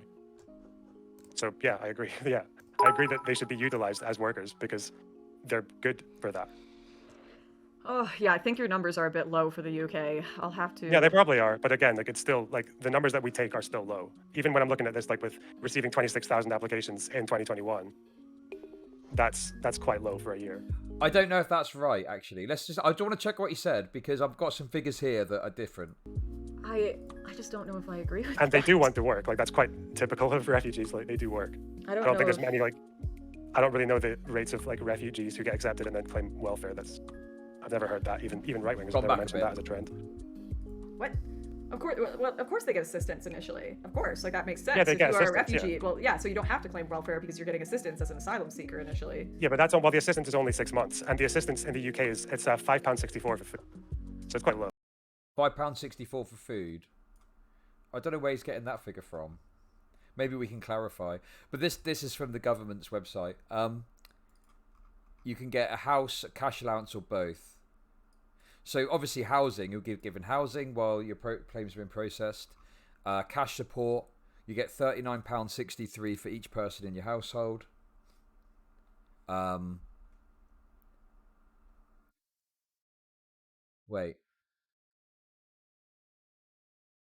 Wait, is that the total amount you get? Or is that a monthly? Is it £40 per week?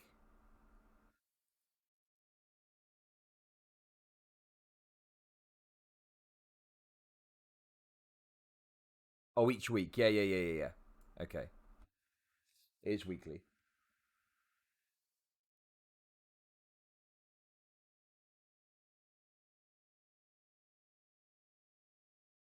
$39.63 a week. Yeah, it probably is about the same.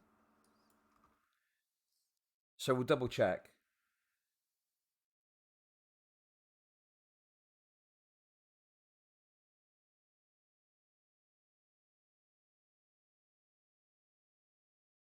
Refugees.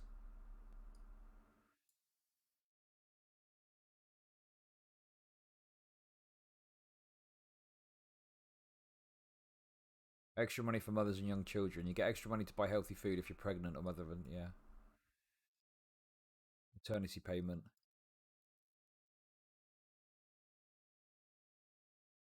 Oh, right. He meant a day. Right. Okay.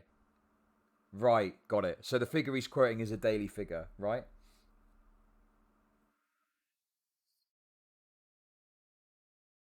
Right. Yeah. Okay. So I just got confused by what he was talking about. That makes sense. Okay. I thought he was like just wrong. What I was thinking, the reason I laughed is I was like, £5 what? Like that sounds crazy. But it's not much. No. It's not much at all. It really isn't much. I mean, look, obviously some righties will fucking complain to the ends of the earth about this, but you know, at the end of the day, if you've got someone in your country that's claiming asylum, um,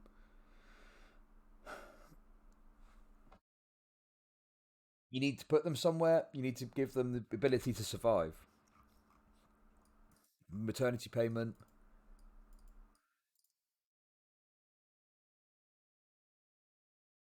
NHS care.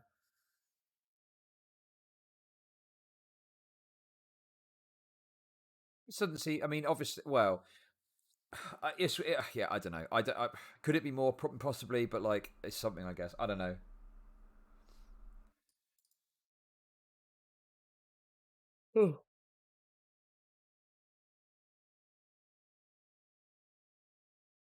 Oh.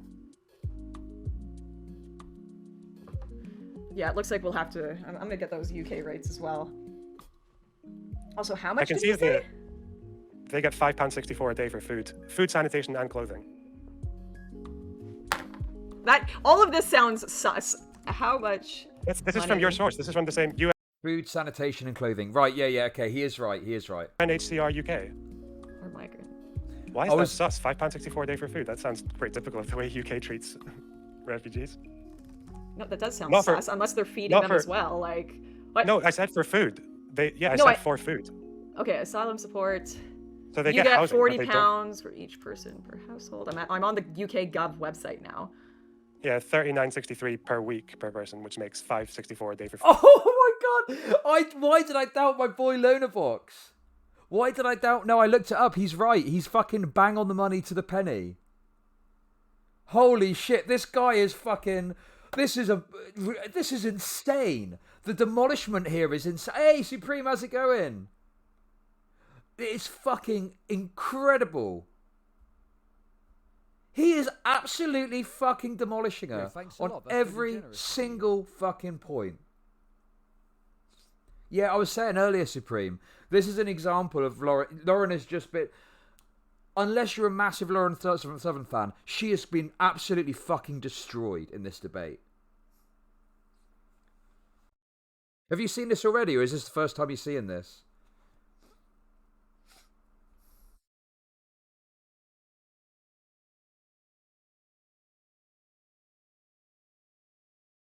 It's good. It's great. Listen, this is the scoop. I found the fucking scoop.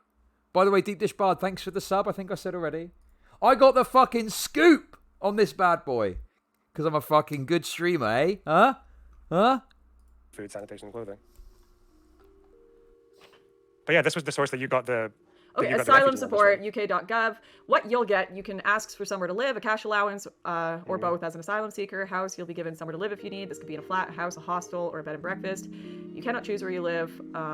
Cash support, you'll get £40 for each person in your household. This will help you pay for things you need like food, clothing, and toiletries. Your allowance will be loaded onto a debit card. Each week, you'll be able to use the card to get cash from a cash machine. If you've been refused asylum, you'll still be given the payment card for food, clothing, and toiletries, and somewhere to live. If you're a pregnant mother, you get an extra £3 per week. That's actually not great, is it? Yeah, Oh! Someone in your chat is reeing about housing. It's usually hard to let properties that the council tenants don't want to live in. So yeah, that's unfortunately that is a problem where we have like empty. So houses. I last year was dating this woman, and she was actually a she was going through the process of claiming asylum in the UK. Yeah, she was from what country? I can't. That's really bad. I can't remember the name of the country she's from. Oh shit! What's the name of the country? I honestly can't remember. Anyway, um, obviously, like went to her place and stuff, and it was horrible. It was just horrible. Like the fucking like the the ceiling was peeling in one place. It was kind of just dank and oh god, wasn't a nice place to live. Um, so like the places that these people get put up in aren't like fucking fancy 5-star hotels. Obviously that's just anecdote Andy, but yeah, I think that like this narrative that they give, these asylum seekers are given like plush housing is just, I just think it's quite false.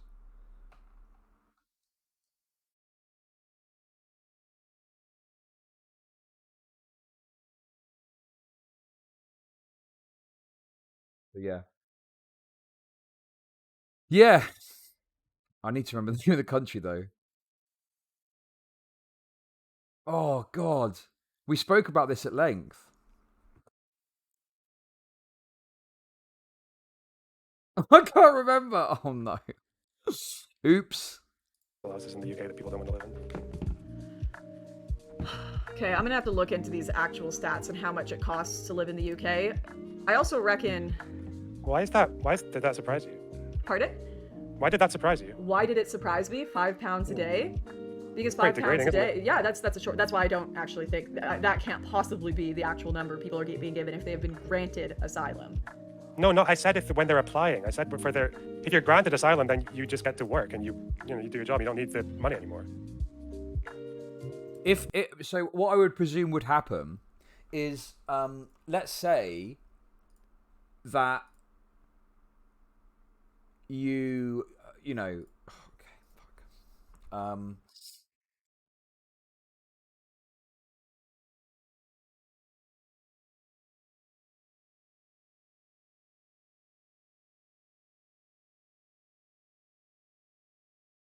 I don't know how I'd work this out, to be honest. So basically, what would happen is, let's say your asylum claim is successful, okay? You might well get some support getting housing or something, because obviously it's going to be difficult to get a landlord. Anyway, the point is that you would either go to work and that would figure itself out, or alternatively, you'd go on like universal credit, I guess, if you had to rely on like the benefit system. But like universal credit isn't like particularly isn't a particularly generous benefit system. You basically get given enough to pay your rent and eat, a sort of some food.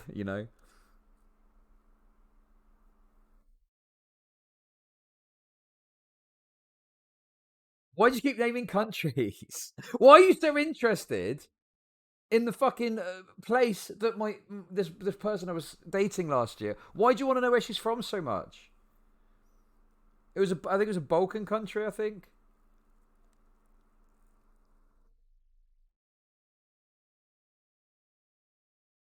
Okay, stop guessing now. Stop guessing and start giving me subs. I want to see the sub number go up. I want to see some cash. Come on, hook me up. I think it was Albania. I think it was Albania. I think it was. Yeah, I'm pretty sure it was Albania. It was Albania. Yeah. That was it.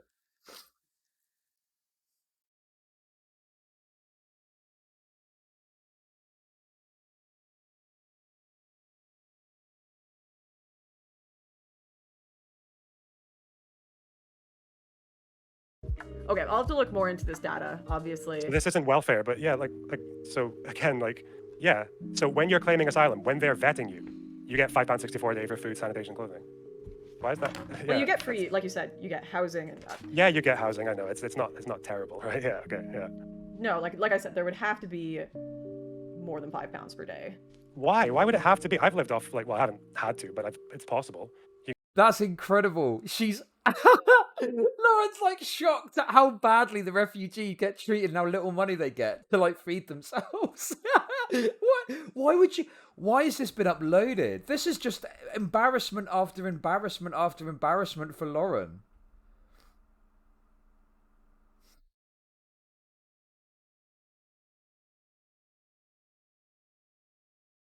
Well, yeah, this can't be real. You can't live off that. I tell you what, she should probably start looking at what other benefits payments people get paid. You probably have a similar reaction. Oh yeah, I've lived off fucking barely. I've had situations where I haven't even had like a, you know, oh god, it's been terrible. It's been a terrible business. Eating literal pasta and sauce and a bit of cheese if you're lucky. It's, you know, it's a bleak existence.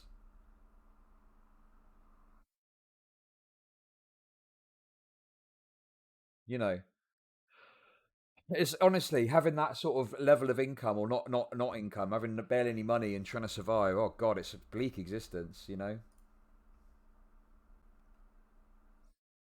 You can go and buy Smart Price and just be kind of, you know, I guess you'd be a bit hungry, and there are food banks. Let me see. Do you get? When you took this job, was the time when you couldn't eat for days? Oh no, listen. I've never like not been. I've never like gone hungry. You know, I'm not that level. You know, I've always been able to like. I mean, obviously, like back when I started, I was buying more like, you know, basic meals. But now now I'm in a position where because of my streaming and stuff, I find it difficult to like prepare a meal. So I just have microwave meals that I eat. I did have a McDonald's breakfast this morning though, which was nice. I live in the most wealthy state in the US, and we get $6.12 a day for food stamps. It doesn't surprise me one bit. Yeah, exactly. People think benefits is like a life of luxury. Normally, they're not.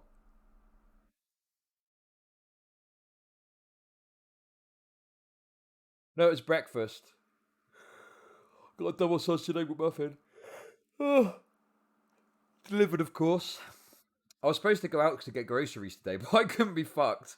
So I was just like, oh, okay, I'll just get some McDonald's delivered. Fuck it. Yeah, the double Big Mac's back now, but I found the double Big Mac is a bit dry. Some streamers are now rely on food banks. Well, yeah, it doesn't surprise me.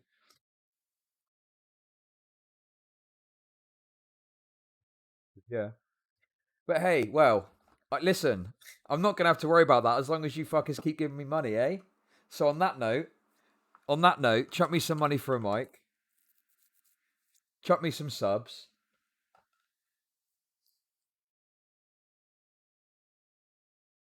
Chuck me some money for my mic. Chuck me some subs. Chuck me some bits.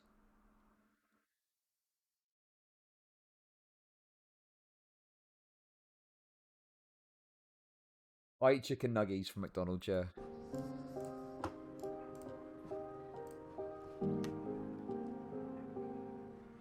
He's certain that there's more. There's not more, Lauren. That's it. Sorry to tell you. That's it.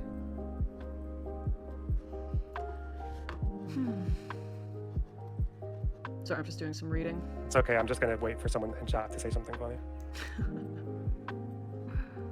Someone said I have an amateur style. That is true. I'm not a public speaker.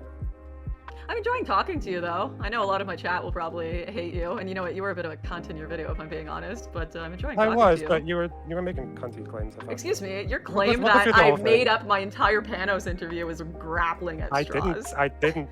You were basically trying to assert He never claimed that. It was like some. I said that you made up and you exaggerated the lead up, which I think is true. I can't prove it, but you know. I know you can't. And I definitely don't think the lawyer admitted to money laundering to a pair of strangers. But absolutely did. I know. Did you send it to the police then? We did actually. Yeah. Did you see that? Well, you said you've seen that part of the video, right? Or have you only watched whatever you No, watched? I've never watched my video. Oh, you mean your video? I My watched video, yeah. I watched that bit. Whatever we watched on the stream. Yeah, I think I watched a tiny bit past that where you mentioned Have something you about been Panos how- charges. I'm just interested. Did you be able to find anything about Panos like after 2018? Because It's really hard to hard. find It's articles on like him. shocking, hey? I know. I was looking up, all I could find was the two, which I find really tragic, is the two younger ERCI kids that are being charged, but not Panos, who was in control of the whole thing. For some reason, that's why Panos' stuff disappeared, but the two kids are on trial for ERCI. Well, it's because the money laundering charge was linked to their fundraising campaign. So Panos is actually implicated in that because it's his NGO. They raised funds for him. Yeah. But yeah, it was those two. And that's why, because I think the latest I found was Amnesty International did a review of the case in 2020. And they said that the investigation into those two people's bank accounts didn't uncover any wrongdoing. So that's in 2020 so far. They haven't uncovered. Lauren any. Southen's getting subs hands over fist over it. I don't know how many she's got on this stream. Okay. But come on. Come on, listen, we're near the end. I need to get some more subs. I need 4 more subs. Maybe a couple more bucks as well would be good. Come on, come on. You know you want it. Go on. The case is still ongoing. That's the only thing I could find. And apparently, and this doesn't surprise me because this was something that Ariel had kind of hinted at, was using like military radios and military plates to get into restricted areas to pick up these migrants and kind of collude and find out where they were illegally. That was one of the charges on them. They're claiming that it was a completely legal radio and they were just like able to get on military channels legally. So that's the claim. So we'll see what is she charged? goes into that. Yeah, Thank she you. is. Thanks She for is, giving yeah. the sub. I'm just skimming some stuff on her now. She got a lot of death threats after that video. Who did? Ariel. Did she? If that's true, I don't support that. But did she actually? Yeah. Oh, just look at here. This woman, she got fucking shitloads of death threats. Oh, no support, disavow. Apparently, I think So many people like make that up 24/7. It's hard to believe. It's like DGG sent me death threats. Here's these fake screenshots.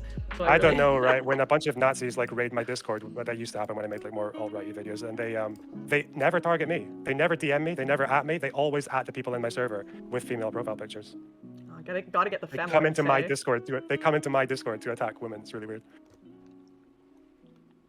And I just get left alone.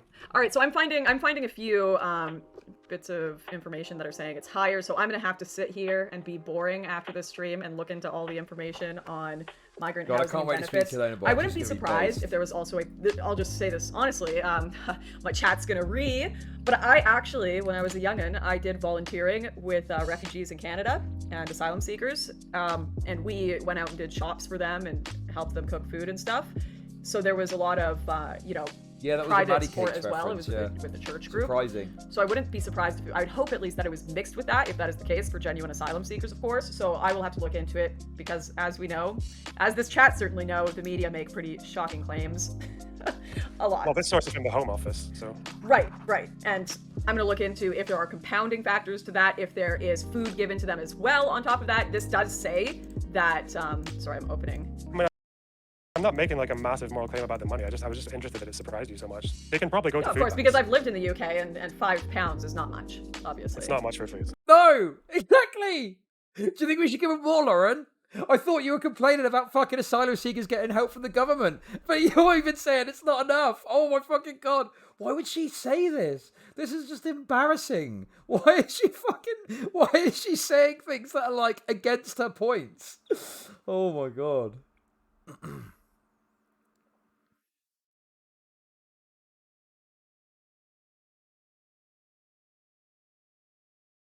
No, it's not much for food at all. And sanitation and clothing. So Okay, yeah, no, toilet of course paper. not. Yeah, which is why I want to look into it and see if there's like extras given to them, if there's actual food given to them as well, brought to them. I've gone to I guess a few of AIDS these. blankets would be go ahead. cheap. I guess AIDS t-shirts would be cheap. Sorry, phone. Yeah, no, because I've gone to a few of these places and they have had like the trucks outside distributing things. Certainly in the UK, because we were going to do a video interviewing people in the UK before the unfortunate UK event with me happened. So I will have to do a bit more research to that. But if that is true, if it is that they only get £5 and they are legitimate asylum seekers that have like gotten status and everything, that's messed up. If it's just people that have applied and it's a bunch of It is just people that have applied. God, she is so fucking dense. It's unbelievable. people that have just came in on boats and they have no idea, I can see how it could be difficult to support. I think they've got like nearly, at one point it was like 800 to 1,000 coming in per day. I can see how that would be a really difficult system to support and why they would have to decrease the amount they're giving to people. Still, even just housing those people would be really challenging. Can you at least acknowledge When you went to that? McDonald's, did you order this off Wait, the how many secret people a year? menu? It was What's this? Oh God. What's the purpose of that? That makes no sense whatsoever. Thanks for the bits, Dr. Butler. 800 people per day coming over the channel. Yeah, of course that would be challenging. But again, there's a surprising amount of empty housing in the UK. And again, it's like the sooner that these people get processed and something's decided with them, the sooner they are allowed to work and actually pay their own way, the better. So yeah, but again, like this whole thing about legitimate asylum seekers as well, like you're either an asylum seeker or you're not. You either claim asylum or you don't. So again, it's like everyone who claims asylum is a legitimate asylum seeker. Yeah, exactly. Because they can't tell if you're, allowed asylum until they've processed you. So, like, every asylum seeker is a legitimate asylum seeker, but they're not necessarily going to be a legitimate refugee, because at the end of it, they might say, well, we've assessed your case and you unfortunately don't meet the criteria to become a refugee here, so we're going to send you wherever. Accepted. Well, no, like even the UK website here with their pittance that they're giving admit, like even if you have no claim to asylum, you still get paid. Yeah, because you have to be here whilst you're claiming asylum, which is why I think the work ban should be lifted. I think if you're coming over saying you want to work, you should work. Yeah, and we have a labour shortage in the UK, so Brexit and all. I mean. That is a whole different conversation about creating an immigrant slave class that we could have. It's bad here. No, they should get paid. No, they should get paid for their work. Yeah. Obviously. Like, will they? As in, do you really think that, like, right now, anyone who's paid minimum wage is a recent migrant here in Canada, and it's literally like a class system. What, as in like they're underpaid, or? As in they are all the lowest paid workers in a country, and migration is typically supported because they know. I mean, people will just work low-paying jobs. But I mean, that's a whole different conversation for another day. God, Lauren is very fucking like she doesn't really deal with like the material reality as it exists. God, these rightoids are very strange. Like, yeah, sure, it's going to be shitty to have a bunch of fucking people there that might well have problematic employment situations. But it's like they're here. It's a material reality we've got to deal with. Like, what are we like? I don't know. Like she clearly thinks it's too low. And she said herself, it's difficult to sustain people that are claiming asylum on government benefit. So a solution to that is letting them work. What other option is there? You either, if she thinks it's too low or thinks it's difficult to sustain, maybe, I don't know. But like, you can either increase the amount they get paid with the government, or another option is do you allow them to enter the workforce to some degree? You'd probably have it where they would probably be able to do certain jobs.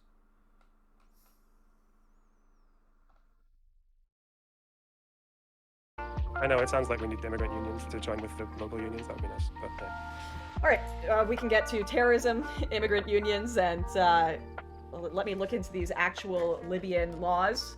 I've got my notes here. We've got Libyan laws. We've got the UK rates. Actually, that's... Oh, the mismanagement waste. Whether that was what was the actual documentation there. And if you have the documentation there for the Aquarius, if you find it for the actual case, I would love that. If you find it for actual Panos case as well, impossible to find, but I'm looking. But yeah, I appreciate it. I don't know why I need to, because I don't know why I need to, because I'm responding to your claim. I didn't say you have to. I'm saying it's... if you happen to come across it. Yeah. If you have it in your documents, I'd appreciate that. Thank you for the gift sub. Thanks for. Yeah, I want to move on. I want to move on. All right. You're welcome to. No worries. I'll probably watch the rest of your video another time. And you have a good night, my friend. Yeah, and yourself. Take care. Cheers. Bye bye. That was. Oh my god. Damn. There we go. Hey, are you not entertained? What an amazing piece of content that I discovered. Because listen, everyone's calling Lonerbox sharp. Your boy Chud Logic isn't so fucking blunt himself, okay? Your boy Chud Logic is on the case, alright? Don't you worry. That was a banger.